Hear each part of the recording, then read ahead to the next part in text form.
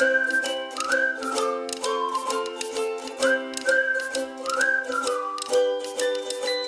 बच्चों, today we will learn class 10 math expected question paper set second. बच्चों, इस video में हम लोग क्लास 10 मैथ के expected question paper set second को हम लोग पढ़ेंगे और समझेंगे। बच्चों, इस वीडियो के पहले क्या हुआ है, 2 वीडियो ऑलरेडी अपलोड हो चुका है। एक वीडियो आपका बच्चे प्रबोध का मॉडल पेपर का सेट फर्स्ट अपलोड हुआ है और सेकंड आपका बच्चे नवोद का एक्सपेक्टेड क्वेश्चन पेपर सेट ए क्या हुआ है, अपलोड हो चुका है। दोनों वीडियो का लिंक कहाँ मिलेगा आप लोग को बच्चे? वीडियो के डिस्क्रिप्शन में आप लोग को दोनों वीडियो का लिंक मिल जाएगा। चलिए हम लोग क्या करते हैं बच्चे, सेट बी को ना पढ़ना चालू करते हैं। तो सबसे पहले बच्चे हम लोग को पढ़ते हैं इंस्ट्रक्शन क्या है। तो इंस्ट्रक्शन बच्चे आप लोग को पहले ही बता चुका हूं, तो आप लोग उसको पढ़ सकते हैं लास्ट वीडियोस में जाकर के। तो हम लोग डायरेक्ट क्या करते हैं, हम लोग डायरेक्ट क्वेश्चन नंबर फर्स्ट को पढ़ना स्टार्ट करते हैं। तो बच्चे याद रखिए ना, क्वेश्चन नंबर फर्स्ट में ना आपके ना 2 सेक्शन होते हैं। एक होता है सेक्शन ए, जिसमें हमारा होता है चूज द करेक्ट आंसर, जिसको हम लोग एमसीक्यूज बोलते हैं। और एक होता है हमारा फिल इन द ब्लैंक्स। हम लोग क्या करते हैं, सबसे पहले हम लोग एमसीक्यूज को पढ़ते हैं और समझते हैं। सबसे पहला क्वेश्चन है इसमें हमारा कि the sum of the zeros of polynomial this one. तो बच्चे याद रखिए ना, हम लोग को ना क्या निकालना है, सम ऑफ जीरोस निकालना है। तो सम ऑफ जीरोस का फॉर्मूला होता है बच्चे माइनस बी बाई ए होता है। तो इसका हम लोग क्या करवाते हैं, कंपेरिजन करवाते हैं a x square plus b x plus c से। तो जब हम लोग कंपेयर करवाएंगे इसका, तो एक्स स्क्वायर से कंपेरिजन हो गया। तो ए का वैल्यू क्या आएगा बच्चे, ए का वैल्यू आपका 1 आएगा। ए का वैल्यू क्या आएगा, 1 आएगा। यहाँ पर सी लिखे ना, गलती से मैं 6 लिख दिया, ठीक है। और जब एक्स एक्स से कंपेयर हो जाएगा तो बी का वैल्यू क्या आएगा बच्चे, -5 आएगा।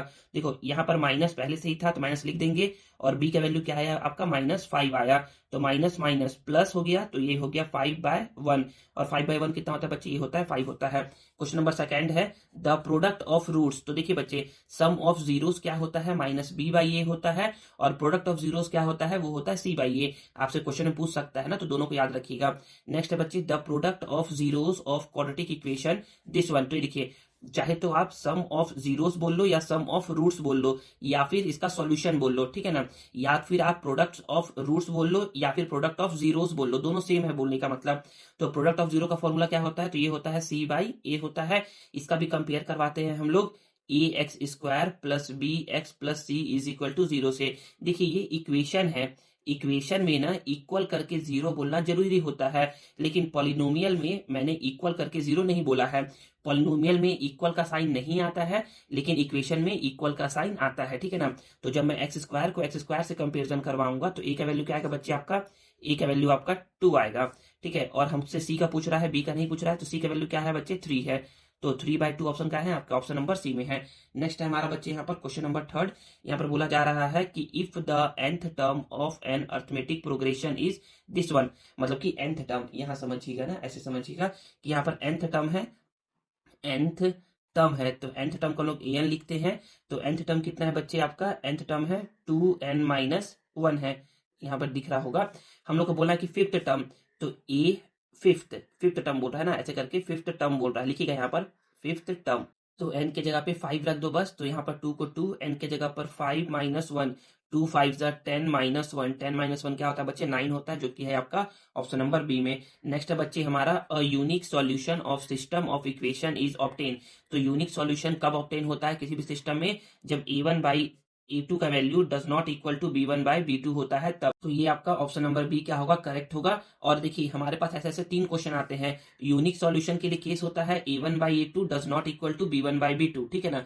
अब बारी आती है हमारे नो सॉल्यूशन की। जब भी नो सॉल्यूशन बोलता है ना, तो उसका कंडीशन होता है a1/a2 equal b1/b2 but not equal to c1/c2।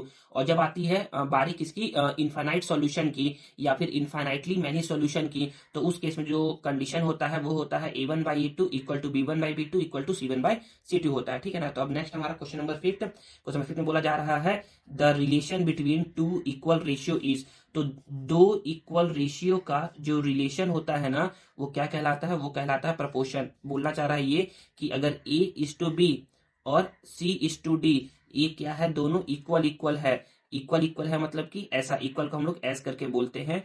तो ये क्या कहलाते हैं, ये कहलाते हैं प्रपोर्शन में है ये, ठीक है ना। तो यही है बच्चे इसका आंसर। क्वेश्चन नंबर 6 में बोला जा रहा है कि point this one will be situated in which quadrant. जो पॉइंट ये है ना, ये किस क्वाड्रेंट में है, तो हम लोगों ने पढ़ा है कि ये कुछ ऐसा होता है, ये इसको बोलते हैं फर्स्ट क्वाड्रेंट, इसको बोलते हैं सेकंड क्वाड्रेंट, हाँ दिख रहा है, इसको बोलते हैं थर्ड क्वाड्रेंट और इसको बोलते हैं फोर्थ क्वाड्रेंट। तो याद रखना है कि फर्स्ट क्वाड्रेंट में क्या होता है, एक्स का वैल्यू पॉजिटिव, वाई का वैल्यू पॉजिटिव। सेकंड में क्या होता है, एक्स का नेगेटिव, वाई का पॉजिटिव। थर्ड में क्या होता है, दोनों का नेगेटिव नेगेटिव होता है।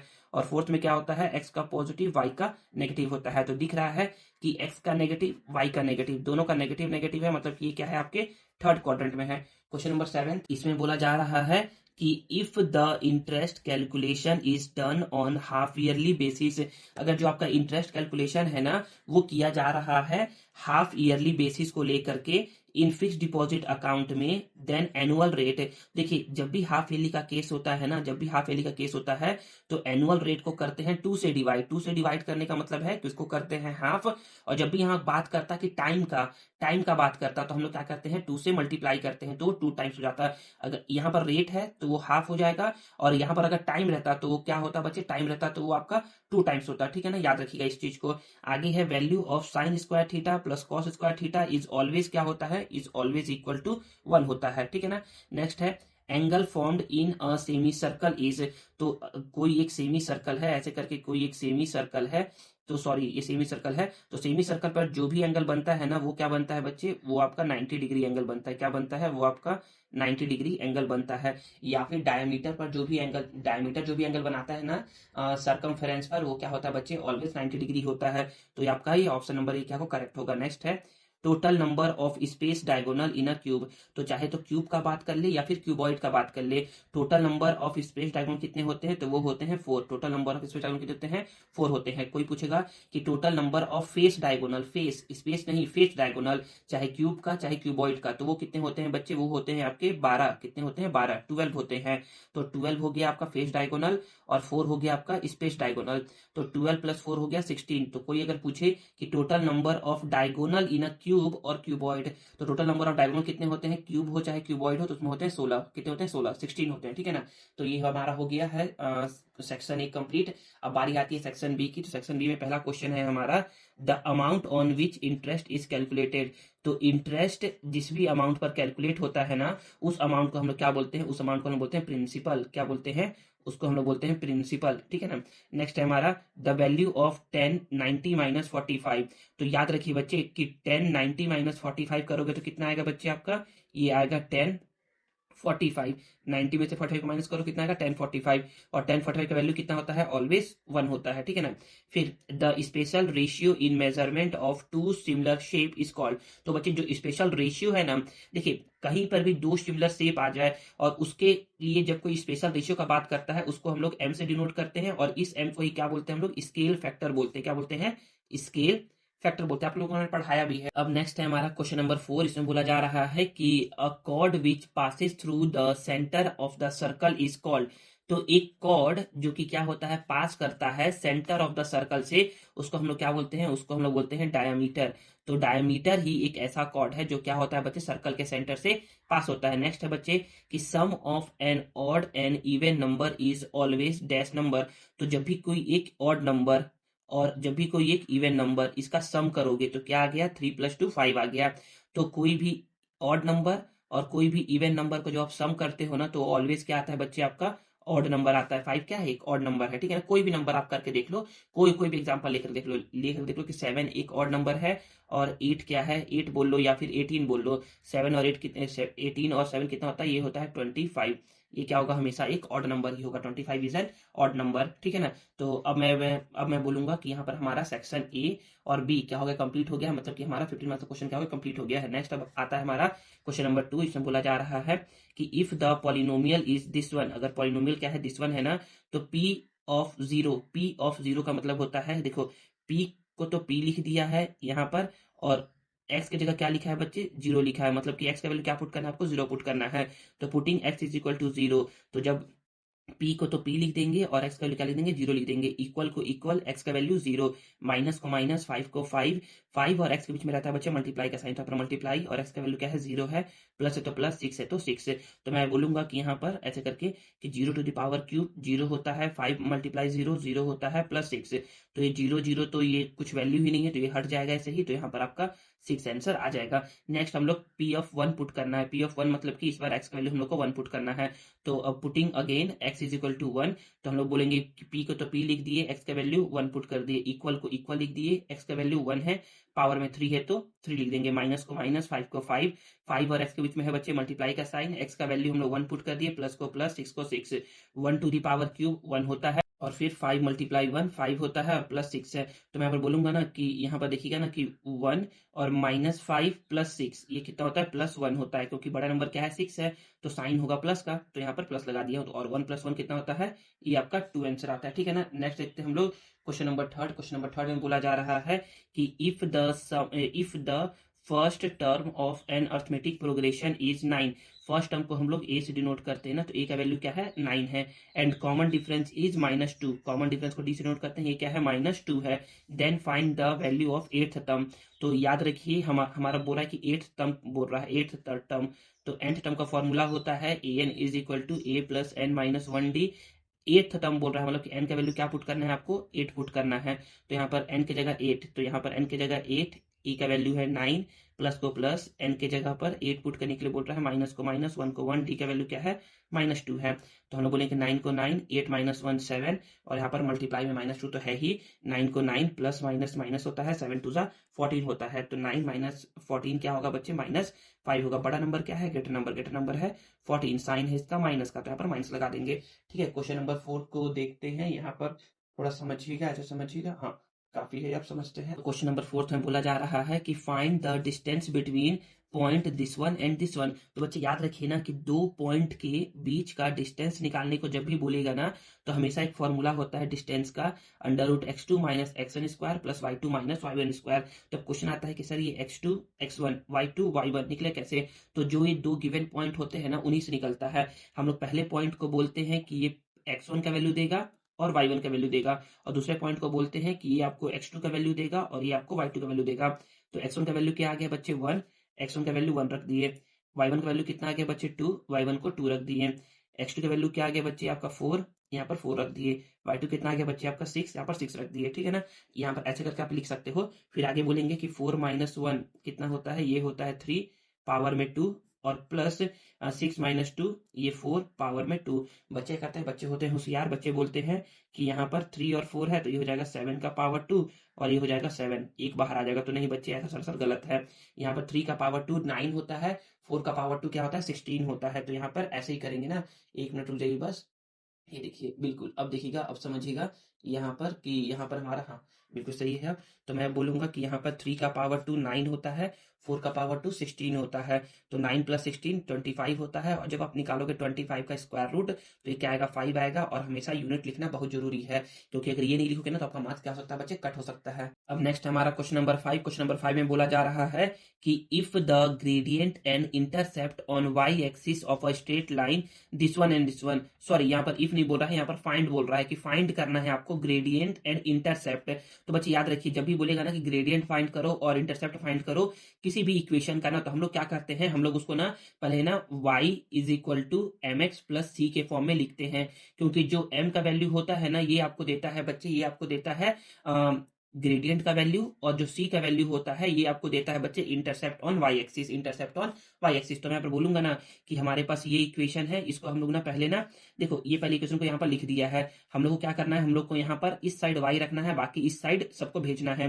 तो हम लोग 7 यहाँ पर हमारा क्या है, यहाँ पर हमारा -2y है, इसको यहीं पर छोड़ देंगे, ये प्लस का 7x इस साइड जाएगा ना, तो ये हो जाएगा माइनस का 7x, और जब माइनस का 15 इस साइड जाएगा, तो ये हो जाएगा आपका प्लस का 15। तो बोलोगे कि सर यहाँ पर ना हम लोग को ना y ना पॉजिटिव में है, तो इसको पॉजिटिव बनाने के हम लोग करते क्या है, माइनस से मल्टीप्लाई करवा देते हैं। तो जब माइनस से मल्टीप्लाई करवाएंगे ना, तो ये माइनस वाला हो जाता है प्लस, ये माइनस वाला हो जाता है प्लस, और ये प्लस वाला हो जाता है माइनस। अब बोलोगे कि सर यहाँ पर केवल सर y है और कुछ नहीं है, तो यहाँ पर मैं बोलूंगा कि y है, मतलब कि ये यहाँ पर क्या है बच्चे, 2 से डिवाइड करना पड़ेगा। तो मैंने इसको भी 2 से डिवाइड, इसको भी 2 से डिवाइड, इसको भी 2 से डिवाइड। तो जब मैं इसको इससे डिवाइड करूंगा तो यहाँ पर y आ जाएगा। ये डिवाइड होने से रहा तो इसको ऐसे ही लिख देंगे, और ये भी होने से रहा तो इसको ऐसे ही लिख देंगे। तो मैं बोलूंगा अब कि अब हम लोग क्या करवाएंगे, इस इक्वेशन नंबर 1 का ना कंपेरिजन करवाएंगे y is equal to m x plus c से। तो जब हम लोग कंपेयर करवाएंगे इसका, तो y से कंपेयर हो गया, x से कंपेयर हो गया, तो m का वैल्यू क्या आ गया 5/2, जो कि आपको देता है ग्रेडियंट का वैल्यू या फिर आपको देता है स्लोप का वैल्यू।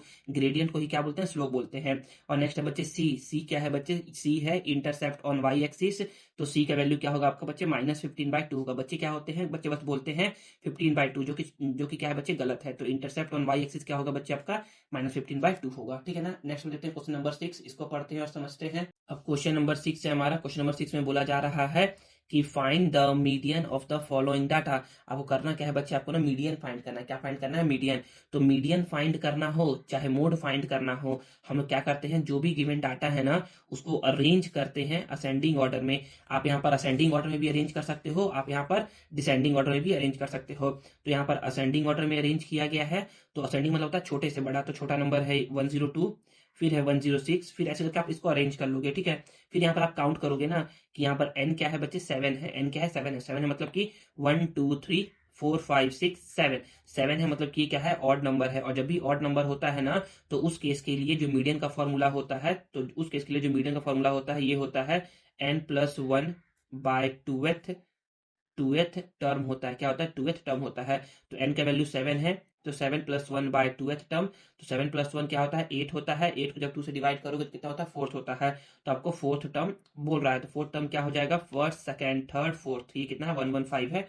तो 115 आपका मीडियन का क्या हो जाएगा बच्चे, आपका आंसर हो जाएगा। नेक्स्ट है हमारा यहाँ पर क्वेश्चन नंबर 7। क्वेश्चन नंबर 7 में बोला जा रहा है कि prove that sum of 2 successive odd number is multiple of 4।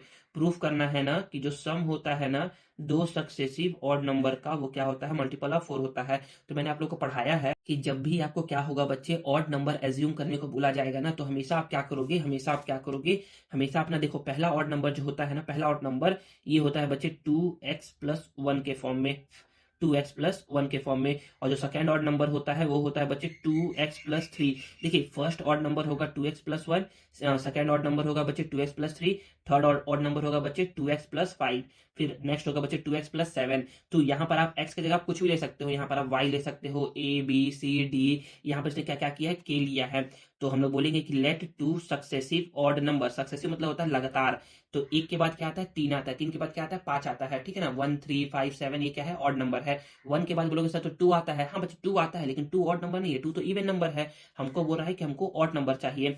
तो पहला ऑड नंबर को हम लोगों ने एज्यूम कर लिया कि 2k+1 है, और सेकंड ऑड नंबर क्या है बच्चे, 2k+3 है। अब अकॉर्डिंग टू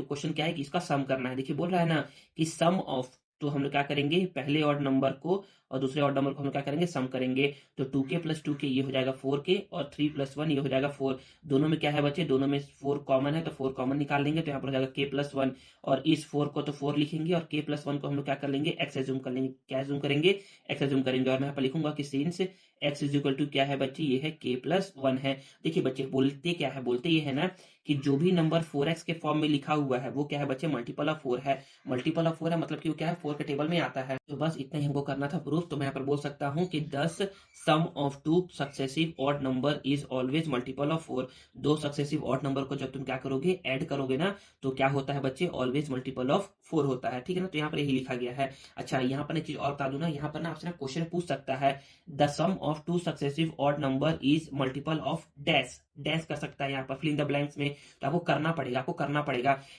मतलब कि आप लोगों को ना एग्जाम में ना सॉल्व करना पड़ेगा। तो कोई भी ऑड नंबर ले लो, पहला ले लो ऑड नंबर 3 है, दूसरा क्या है 5 है, दोनों को ऐड करोगे तो 8 आएगा। फिर हम लोग बोलेंगे कि चलो एक और लेते हैं, एक ऑड नंबर है 13, एक ऑड नंबर है 15, या फिर एक ऑड नंबर ले लेते हैं हम लोग 19। एक है 19, एक है 21।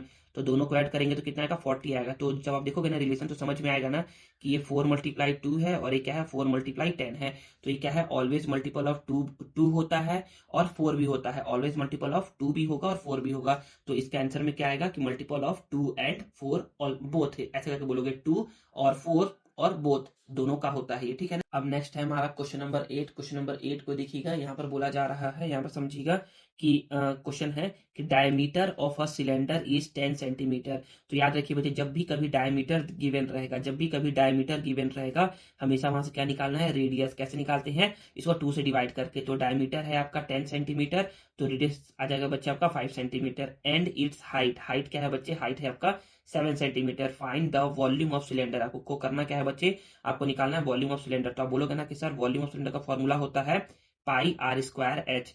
पाई का वैल्यू 22/7, आर का वैल्यू क्या है बच्चे 5, तो 5 का स्क्वायर, एच का वैल्यू क्या है 7 है, तो 22/7 को 22/7 लिख दिए। 5 का पावर 2 है, मतलब कि 5 को यहाँ पर 2 बार लिखेंगे, और यहाँ पर 7 तो 7 हो गया, 7 से 7 कट गया। यहाँ पर 22 मल्टीप्लाई 5 ये होता है 110, और मल्टीप्लाई 5 करोगे तो 500 और 11 5 जा 55, ये आपका क्या होगा, आंसर होगा। और याद रखना है वॉल्यूम लिखा है तो हमेशा यहाँ पर क्यूबिक लिखेंगे, क्या लिखेंगे, क्यूबिक। और सारा चीज सेंटीमीटर में है तो यहाँ पर आप सेंटीमीटर दे दोगे आंसर, ठीक है ना। तो ये हमारा हो गया क्वेश्चन नंबर 8 कंप्लीट। अब हम लोग देखते हैं क्वेश्चन नंबर 9 को। क्वेश्चन नंबर 9 में बोला जा रहा है कि proof that this one is equal to 1। Proof करना है ना कि this one is equal to क्या होता है, 1 होता है, if x is equal to this one and y is equal to this one. तो जो बोला है बच्चे वही करते हैं हम लोग को। हम लोग गिवन क्या है, हम लोग गिवन एक्स का वैल्यू इतना है और वाई का वैल्यू इतना है। ये फालतू है, ये फालतू है, इसको लिखना इतना, ठीक है ना। हम लोग क्या करते हैं, डायरेक्ट पुट करते हैं। हम लोग बोलेंगे यहाँ पर एलएचएस, या फिर जैसे ही बनाया है वैसे ही बना सकते हो, नहीं तो मैंने इसका सॉल्यूशन करवाया है आप लोगों को, आप जाकर के देख सकते हो, चैप्टर 9 का है ये। तो हम लोग बोलेंगे कि यहाँ पर क्या है, यहाँ पर ना हम लोग लेते हैं एलएचएस, क्या लेते हैं, एलएचएस लेते हैं। एलएचएस क्या है, ये है x square upon a square, sorry minus y square upon b square है। तो एक्स का वैल्यू क्या है बच्चे, इतना है, एक्स वैल्यू रख रख दो इतना। तो ये है ए कोसेक थीटा, और पावर में 2 है तो 2 अपॉन ए स्क्वायर, फिर माइनस है तो माइनस। वाई का वैल्यू क्या है बच्चे, वाई का वैल्यू है बी कॉट थीटा, तो बी कॉट थीटा, पावर में 2 है तो 2 अपॉन बी स्क्वायर है। तो मैं बोलूंगा यहाँ पर कि ए कॉसेक थीटा का पावर 2 है, इसका मतलब ये है कि यहाँ पर ए का पावर भी 2 होगा, और यहाँ पर कॉसेक थीटा का पावर भी 2 होगा, और नीचे में तो ए स्क्वायर था ही। यहाँ पर बी कॉट थीटा का पावर 2 है, मतलब यहाँ पर बी का पावर भी 2 होगा, और यहाँ पर कॉट थीटा का पावर भी 2 होगा, नीचे में तो बी स्क्वायर है ही।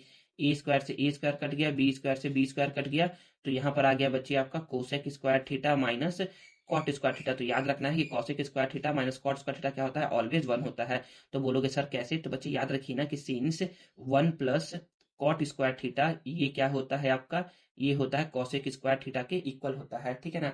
तो मैं बोलूंगा ना कि यहाँ पर हम लोग क्या करते हैं, यहाँ पर तो कोसेक स्क्वायर थीटा है ही, ये प्लस में है कॉट, इधर आ जाएगा तो माइनस में हो जाएगा कॉट स्क्वायर थीटा, इधर क्या बच गया 1 बच गया। तो यही है बच्चे कि cosec square theta minus cot square theta कितना होता है, 1 होता है, यही लिखा गया है, ठीक है ना। आप यहाँ पर लिखिएगा भी तो ज्यादा अच्छा रहेगा। और यही क्या था बच्चे आपका आर एच एस था, और इस तरीके से ये हो गया हैंड्स प्रूव्ड हो गया। नेक्स्ट है बच्चे हमारा क्वेश्चन नंबर 10। क्वेश्चन नंबर 10 को पढ़िए और समझिए। तो यहाँ पर बोला जा रहा है कि एक पर्सन है जो कि क्या करता है, फील्ड करता है 5 litre petrol in his vehicle में। तो एक पर्सन क्या करता है, 5 लीटर पेट्रोल अपने गाड़ी में डलवाता है। The amount of petrol left and number of days are given in following table. तो नंबर ऑफ डेज गिवन है और अमाउंट ऑफ पेट्रोल कितना बच रहा है वो गिवन है। तो बच्चे याद रखिए जो टेबल में गिवन रहता है ना, इसको हम ध्यान से पढ़ते हैं और क्या करते हैं, हम लोग इससे रिलेटेड ग्राफ बनाते हैं। बोला भी जा रहा है कि ड्रॉ कर रहा है ग्राफ को between amount of petrol left and days के बीच में। तो जो पहला वैल्यू होता है ना, इसको हम लोग ड्रॉ करते हैं on x axis, on x axis, और जो दूसरा वैल्यू होता है उसको हम ड्रॉ करते हैं ऑन वाई एक्सिस। तो बच्चे याद रखना है ना आप लोगों को कि आप लोग को एग्जाम में अगर ग्राफ पेपर मिलता है तो बहुत अच्छी बात है कि हाँ आप ग्राफ पेपर बना लोगे, आप लोग ऐसा डब्बा डब्बा दिखेगा। लेकिन अगर ग्राफ पेपर नहीं मिलता है ना, तो आप क्या करिएगा, स्केल का यूज करिएगा, और आप पहले तो आप लाइन ड्रॉ करिएगा, लाइन ड्रॉ करिएगा, और फिर आप 1 सेंटीमीटर उस लाइन पे ना मार्क करिएगा, ठीक है। जैसे कि ये मार्क किया हुआ है, ये यहाँ पर हर एक डब्बा, जो हर एक डब्बा होता है ना बच्चे, जो बॉक्स होता है ना, वो क्या होता है आपका 1 सेंटीमीटर का होता है, ठीक है। तो यहाँ पर पहले उसने क्या कर दिया है, लाइन ड्रॉ कर दिया है। यहाँ पर मैक्सिमम कहाँ तक गया है, 5 तक गया है, तो आप 0 1 2 3 4 5 6 7 कहीं तक भी जा सकते हो, कोई दिक्कत नहीं है। फिर वाई पे गया है मैक्सिमम ये 4 तक, तो 0 1 2 3 4 5 और मैक्सिमम कहीं तक भी जा सकते हो।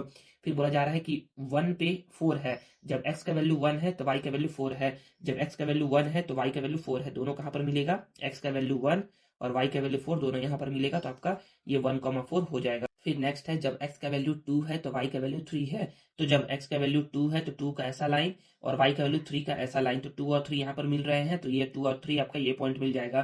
फिर जब x का वैल्यू 3 है तो y का वैल्यू 2 है, जब x का वैल्यू 3 है तो y का वैल्यू क्या है 2 है, तो ये पॉइंट। x का वैल्यू 4, y का वैल्यू 1, x का वैल्यू 4 और y का वैल्यू 1, ये पॉइंट मिल जाएगा। और x का वैल्यू 5, y का वैल्यू 0, x का वैल्यू 5 ये पॉइंट और y का वैल्यू 0 ये पॉइंट, तो दोनों यहाँ पर मिल जाएगा। तो इस तरीके से आपका क्या हो जाएगा, ये कोऑर्डिनेट्स मिल जाएगा। और देन क्या करोगे आप इसको स्केल की हेल्प से ज्वाइन कर दोगे, याद रखिएगा ना, स्केल की हेल्प से ज्वाइन करिएगा, तो इतना ज्वाइन कर दोगे। फिर इसके बाद नेक्स्ट क्या करना है, हम लोग का यहाँ पर डेज था, तो यहाँ पर लिखोगे आप नंबर ऑफ डेज, तो ऐसे करके एरो का साइन। यहाँ है अमाउंट ऑफ पेट्रोल लेफ्ट, तो यहाँ लिखोगे amount of petrol left in litre, तो यहाँ पर ऐसे करके एरो का साइन। इतना करने के बाद लिखते हैं स्केल। स्केल में क्या करते हैं, स्केल में ये करते हैं ना कि हम लोग लिखते हैं ऑन एक्स एक्सिस और लिखते हैं ऑन वाई एक्सिस, कि हम लोगों ने स्केल क्या लिया है, स्केल क्या लिया है। तो एन ऑन एक्स एक्सिस हम लोग बोलते हैं ना कि ये गैप कितने कितने का है, तो ये हम लोगों ने 1 1 1 1 1 1 का गैप लिया है, यहाँ पर भी 1 1 का गैप लिया है, तो 1 सेंटीमीटर का हम लोगों ने क्या लिया है, गैप गैप लिया है, ठीक है।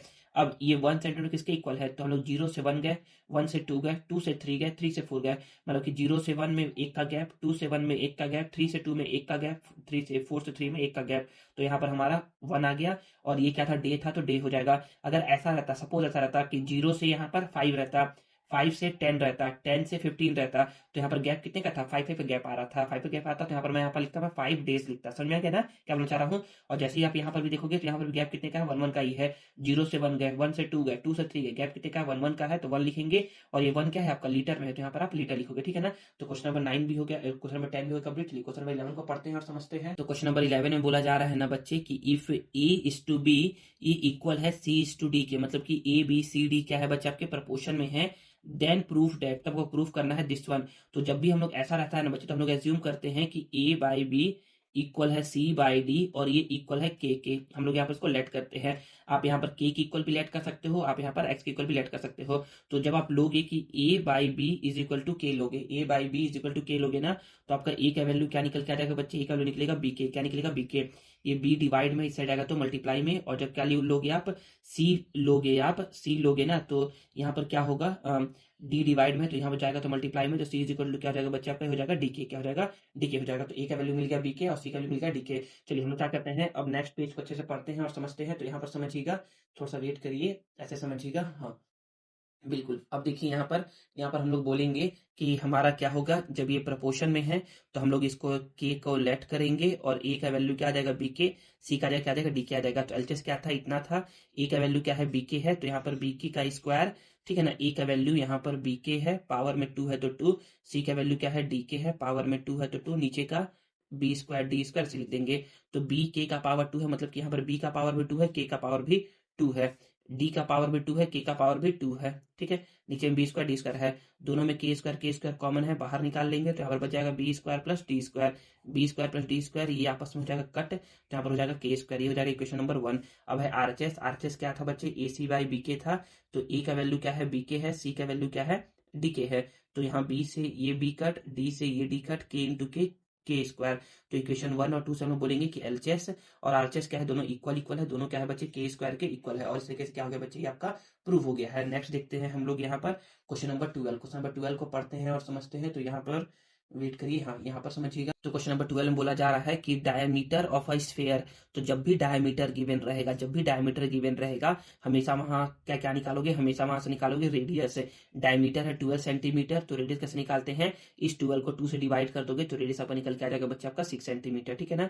तो डायमीटर गिवन था 12, तो हम लोगों ने निकाल लिया रेडियस 6 सेंटीमीटर। फिर आगे बोला जा रहा है कि then find the surface area, हमको निकालना है सरफेस एरिया ऑफ स्फेयर। तो याद रखिए सरफेस एरिया ऑफ स्फीयर क्या होता है, ये होता है 4 पाई आर स्क्वायर, 4 को 4 लिख दिए, पाई को पाई लिख दिए, आर का वैल्यू क्या है 6 है, तो 6 मल्टीप्लाई 6, तो जब इन सबको मल्टीप्लाई कर देंगे तो यहाँ पर इतना आंसर आ जाएगा। तो क्वेश्चन आएगा ना कि सर हम लोग पाई का वैल्यू कब रखेंगे और कब नहीं रखेंगे। बच्चे आप हमेशा रखिएगा, आप हमेशा रखिएगा, आपका कोई भी गलती नहीं करेगा, ठीक है ना। तो बोलोगे कि सर तो पाई में आया है, बच्चे पाई में आया है तो क्या आपने देखा था क्या आंसर की पाई में है, नहीं देखा है ना। तो बच्चे यही है कि आप हमेशा क्या रखिएगा, पाई का वैल्यू आप रखिएगा और अपना आंसर लेकर के आइएगा। आप भूल जाइएगा कि कहाँ पर रखना है कहाँ पर नहीं रखना है, हमेशा हर जगह आपको पाई का वैल्यू रखना ही रखना है। ये नहीं रखा है छोड़ दो इसको, ठीक है। अब आगे बोला जा रहा है कि वॉल्यूम ऑफ स्फीयर, तो वॉल्यूम ऑफ स्फीयर क्या होता है, ये होता है 4/3 पाई आर क्यूब। तो 4/3 को 4/3, पाई को पाई, आर का वैल्यू क्या है बच्चे आपका 6 है, तो 6 मल्टीप्लाई 6 मल्टीप्लाई 6, तो यहाँ पर 3 1 जा 3 2 जा 6 मल्टीप्लाई 6 36, 36 मल्टीप्लाई 2 72, जब इसको मल्टीप्लाई करोगे तो इतना आंसर आएगा यहाँ पर क्यूबिक सेंटीमीटर। तो समझने वाली बात ये है कि जब भी एरिया रहता है तो स्क्वायर रहता है, जब भी वॉल्यूम रहता है तो क्यूब रहता है ना, इसको याद रखिएगा। नेक्स्ट है बच्चे हमारा क्वेश्चन नंबर 12 में का और है। क्वेश्चन नंबर 12 से क्या होता है बच्चे, क्वेश्चन नंबर 19 तक ना आपको ना और क्वेश्चन मिलना चालू हो जाता है। और क्वेश्चन मतलब होता है बच्चे आपका इंटरनल चॉइस क्वेश्चन मिलना चालू हो जाता है कि दोनों में से किसी एक को सॉल्व करना है, या तो इसको सॉल्व करिए या तो इसको सॉल्व करिए। तो बोला जा रहा है कि if curve surface of a cone, कि कर्व सरफेस क्या है, कोन का इतना है। तो हाँ, पहले पहले याद रखिए ना, कर्व सरफेस ऑफ कोन दिया जा रहा है, मतलब कि कर्व सरफेस है ऐसा है, मतलब कि आपको पाई आर एल का वैल्यू दे रहा है। ये कर्व सरफेस ऑफ कोन है, मतलब कि आपको पाई आर एल का वैल्यू दे रहा है। और diameter of the base, diameter of the base बोलेगा या फिर डायमीटर ऑफ द कोन बोलेगा। तो ये क्या है बच्चे 14 है। तो जब भी डायमीटर बोलता है हमेशा हम लोग क्या निकालते हैं वहां से, हमेशा हम लोग निकालते हैं वहां से रेडियस निकालते हैं। तो डायमीटर ऑफ बेस दिया जा रहा है 14, हमेशा वहां से निकालोगे रेडियस। तो जब 14 को 2 से डिवाइड करोगे तो कितना आएगा, 7 सेंटीमीटर आएगा। अब बोला जा रहा है कि find the height of the cone. तो अभी हाइट कैसे निकाले, तो बच्चे याद रखिए जो गिवन रहता है ना उसी में से आंसर निकलता है। तो हमारा क्या है बच्चे, हम लोग बोलेंगे ना कि ना curve surface area of cone, मतलब कि सी एस ए, ये कितना है बच्चे आपका 77 पाई है। तो मैं बोलूंगा ना कि सी एस ए क्या होता है, ये होता है आपका पाई आर एल। ये कितना है 77 पाई है। तो पाई से ये पाई कट गया। आर का वैल्यू क्या है बच्चे, आर का वैल्यू 7 है, और एल का वैल्यू नहीं पता, यहाँ पर 77 है। तो एल का वैल्यू क्या हो जाएगा यहाँ पर 77, मल्टीप्लाई में है तो ये डिवाइड में 7 डिवाइड हो गया, तो यहाँ पर आ गया 11। तो बोलो कि एल का वैल्यू क्या आ गया, 11 आ गया। तो बोलोगे सर हमको तो फाइंड करने के लिए बोला था हाइट, आपने तो फाइंड कर दिया स्लैंट हाइट। कोई बात नहीं बच्चे, जब हम लोग को L मिल जाएगा, जब हम लोग को R मिल जाएगा, तो हम लोग क्या क्या कर सकते हैं, इस फॉर्मूले का यूज करके, हम लोग क्या कर सकते हैं, हाइट निकाल सकते हैं। स्लैंट हाइट का स्क्वायर ये होता है height square plus radius square के, ठीक है ना। पाइथागोरस तो थ्योरम लगता है यहाँ पर, आप लोगों को मैंने पढ़ाया भी है। तो यहाँ पर बस यहाँ पर L का वैल्यू रखना है, यहाँ पर R का वैल्यू रखना है, और जब आप दोनों को क्या करोगे, सिंप्लीफाई करोगे, तो आपका क्या आएगा बच्चे, H का वैल्यू आएगा। कैसे आएगा देखिए यहाँ पर। तो यहाँ पर मैं बोलूंगा कि यहाँ पर देखिएगा ना, ऐसा था कि यहाँ पर था L square is equal to H square plus R square. तो मैं यहाँ पर बोलूंगा कि ना एल स्क्वायर तो ऐसे ही है, प्लस आर स्क्वायर इस साइड आएगा तो ये होगा माइनस का आर स्क्वायर, और यहाँ पर एच स्क्वायर था ही। तो एच स्क्वायर को यहाँ पर लिख दिया है, एल स्क्वायर को यहाँ पर, आर स्क्वायर को यहाँ पर। तो एच स्क्वायर को निकालना है, निकाल लेंगे। एल का वैल्यू है 11, आर का वैल्यू है 7, पावर में 2 है तो 2 लगा देंगे। 11 टू द पावर 2 ये होता है 121, माइनस है तो माइनस। 7 टू द पावर 2 ये होता है बच्चे आपका 49, दोनों को माइनस करेंगे तो 72 आएगा। जब भी क्या होता है बच्चे, जब भी क्या होता है आपका स्क्वायर शिफ्ट होता है तो बच्चे ये बनाता है स्क्वायर रूट। जब इसको ब्रेक करोगे तो ये हो जाएगा 36 मल्टीप्लाई टू, 36 होता है बच्चे आपका 6 का स्क्वायर। तो हम लोग 6 यहाँ से बाहर निकल जाएगा और 2 तो अंदर में ही रह जाएगा।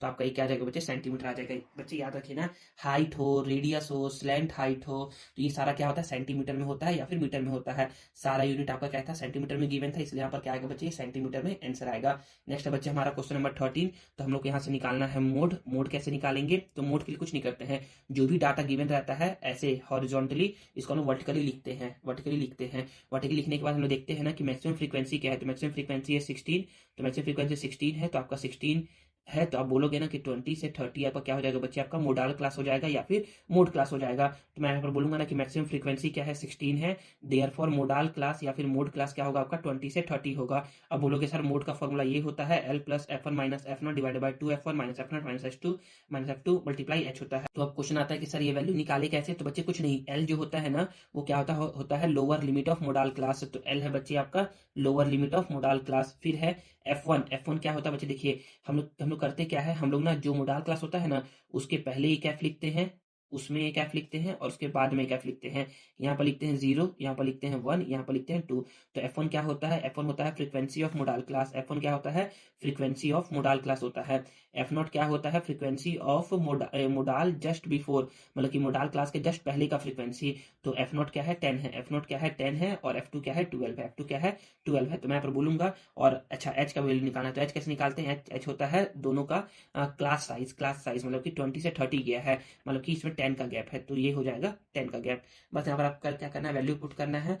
20 को 20 लिख दिए, 16 माइनस 10 6 होता है, फिर 2 मल्टीप्लाई 16 32, और माइनस माइनस प्लस होता है, दोनों को प्लस करोगे 22 आएगा, मल्टीप्लाई 10, फिर 32 माइनस 22 ये होता है 10, 10 से 10 कट गया, 20 प्लस 6 26 आपका क्या आ जाएगा, आंसर आ जाएगा। नेक्स्ट है बच्चे हमारा यहाँ पर, इसको समझिएगा क्वेश्चन नंबर क्वेश्चन नंबर किसका है, 13 का और है। 13 का और में बोला जा रहा है कि आपको अर्थमेटिक मीन निकालने के लिए बोल रहा है, अर्थमेटिक मीन। तो अर्थमेटिक मीन कैसे निकालते हैं, तो अर्थमेटिक मीन निकालने के लिए जो कॉलम, इसमें याद रखिए मीन में आपका 4 कॉलम बनता है, मीडियन में आपका 3 कॉलम बनता है और मोड में आपका 2 कॉलम बनता है। तो जो 2 कॉलम रहता है वो तो उसको कुछ करते ही नहीं हो, तो ऐसे ही जो ये 2 कॉलम बना था ना, जो ये 2 कॉलम बना था इसको कुछ नहीं किए थे, बस उसको जैसा गिवन था वैसे सॉल्व कर दिया। लेकिन मीडियन में क्या होता है, आपका 3 कॉलम बनता है, सिखाया भी हूँ, बनाना नहीं आता है तो देखिएगा आप लोग को ना, एक्सरसाइज 16 में मैंने बताया है, एक्सरसाइज 16.2 में, ठीक है ना। हमको क्या निकालना है, अर्थमेटिक मीन निकालना है। तो पहले जो डाटा गिवन रहता है उसको ऐसे ही लिखते हैं, डाटा गिवन रहने के बाद हम लोग क्या करते हैं, यहाँ पर निकालते हैं। तो बोलोगे सर आपने तो बोला था कि 4 कॉलम रहता है, इसमें 3 ही कॉलम है। हाँ बच्चे, 4 कॉलम तब बनता है ना जब क्या होता है, जब ये ना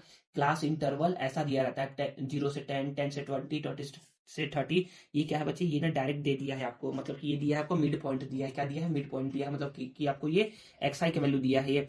तो एक्स आई का वैल्यू ये है और ये क्या है, एफ आई का वैल्यू है। तो हम लोग क्या करते हैं, हम लोग बोलते हैं ना कि अर्थमेटिक मीन का फॉर्मूला होता है summation f i x i divided by summation f I.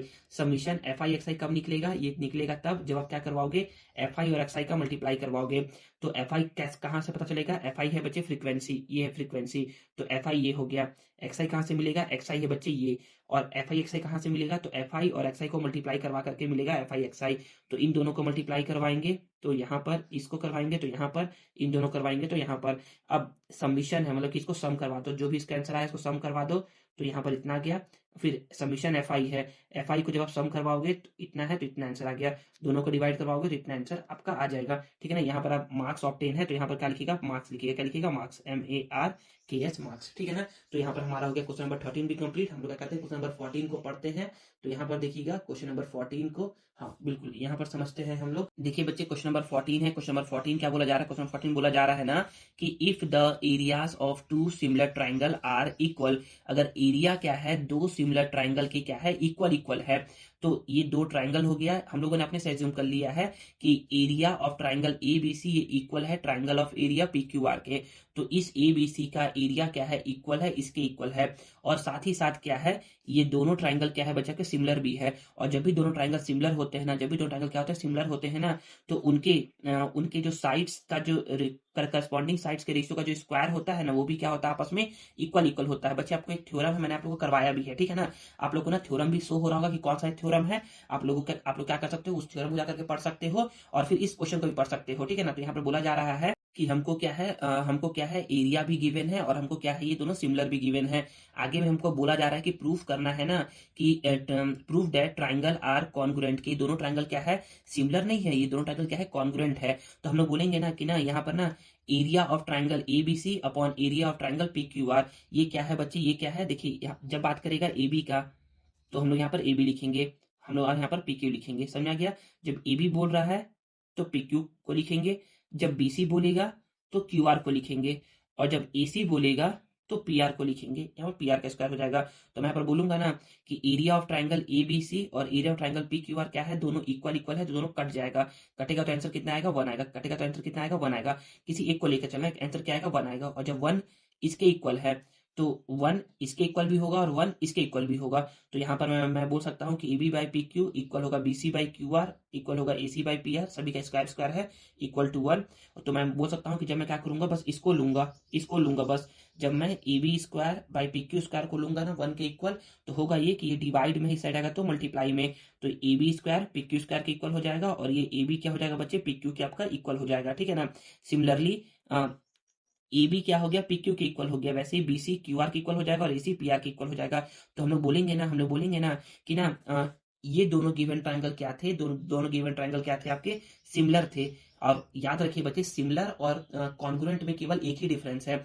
Similar में क्या होता है, सिमिलर में ये एंगल सिमिलर में क्या होता है, सिमिलर और कॉन्ग्रुएंट में दोनों में सिमिलरिटी ये होता है ना, सिमिलर ट्राइंगल और कॉन्ग्रुएंट ट्राइंगल दोनों में सिमिलरिटी ये होता है ना कि दोनों के क्या होते हैं बच्चे, करस्पॉन्डिंग साइड्स क्या होते हैं, इक्वल इक्वल होते हैं, सॉरी करस्पॉन्डिंग एंगल क्या होते हैं, इक्वल इक्वल होते हैं। तो इसका करस्पॉन्डिंग एंगल, इसे करस्पॉन्डिंग एंगल क्या होगा, इक्वल होगा। ये सिमिलरिटी है, ये क्या है, सिमिलरिटी है। बस एक डिफरेंस क्या होता है, डिफरेंस यही होता है ना कि कॉन्ग्रुएंट फिगर में, कॉन्ग्रुएंट ट्राइंगल में क्या होते हैं, ऑल साइड्स इक्वल इक्वल होते हैं, मतलब कि करस्पॉन्डिंग साइड के इक्वल, करस्पॉन्डिंग साइड के इक्वल, करस्पॉन्डिंग साइड के इक्वल होता है। लेकिन सिमिलर ट्राइंगल में क्या होता है, करस्पॉन्डिंग साइड का जो रेशियो होता है वो सेम टू सेम होता है।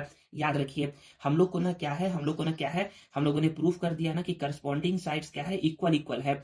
और जब करस्पॉन्डिंग साइड इक्वल इक्वल है, इसका मतलब ये दोनों ट्रायंगल क्या है आपके सिमिलर नहीं है, ये दोनों ट्रायंगल क्या है आपके कॉन्ग्रुएंट है। तो किस रूल से, तो हम लोगों ने लगाया यहाँ पर side side side congruency rule. आप लोग मैंने इसको पढ़ाया भी है, आप लोग जाकर के क्या कर सकते हो, वीडियो वॉच कर सकते हो। अब नेक्स्ट है हमारा क्वेश्चन नंबर 14 का ऑप्शनल है और क्वेश्चन है इंटरनल चॉइस क्वेश्चन। इसमें बोला जा रहा है ना कि proof that the length of tangent drawn from an external point to a circle are equal.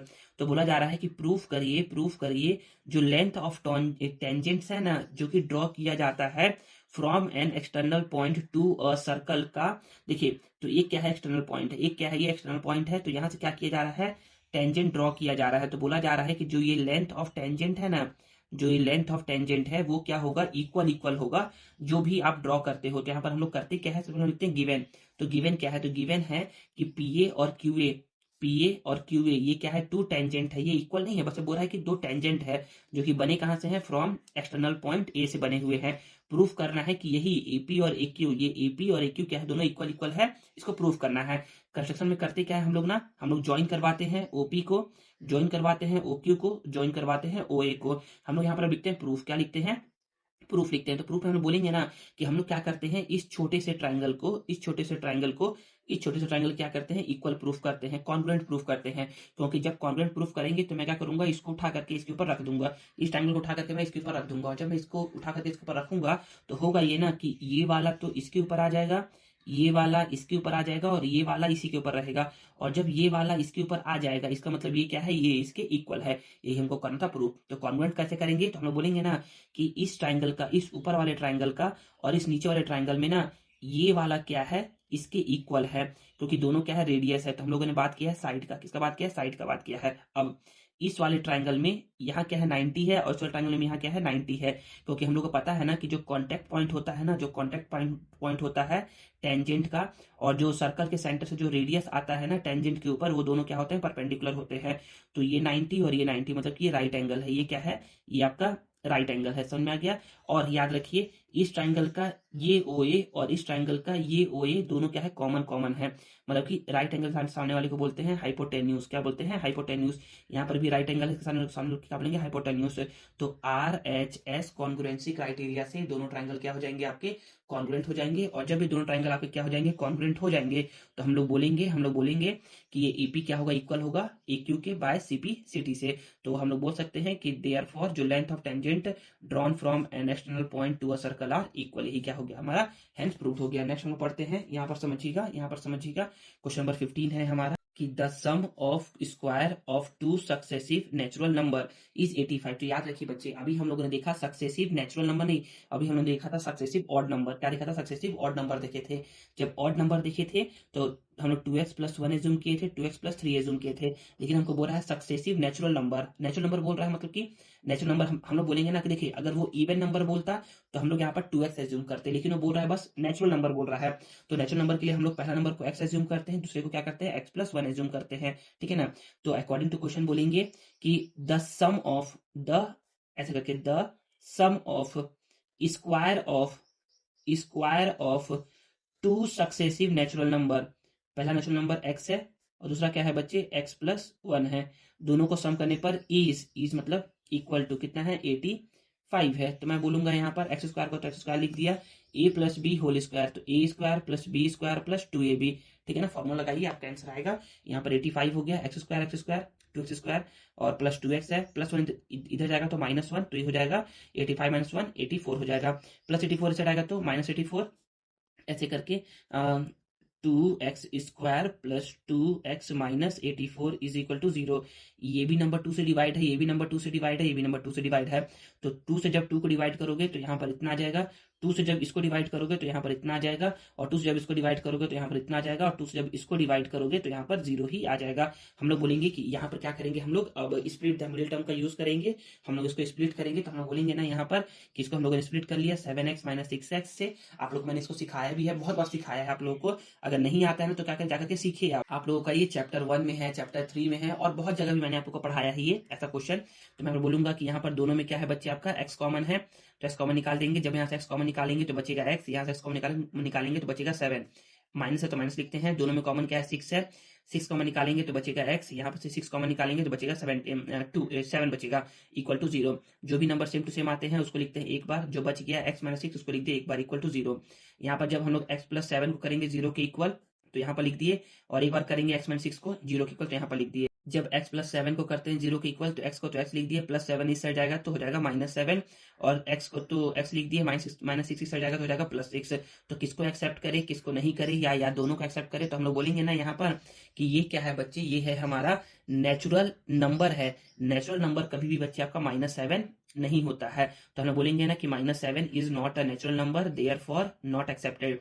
Therefore x is equal to -7 is not accepted. x का वैल्यू क्या होगा 6 होगा, तो पहला हमारा नेचुरल नंबर क्या आ गया 6 आ गया। और सेकंड हमारा क्या है बच्चे, सेकंड हमारा क्या है x प्लस 1 है, तो जब पहला 6 है तो दूसरा क्या होगा बच्चे आपका 7 आंसर हो जाएगा।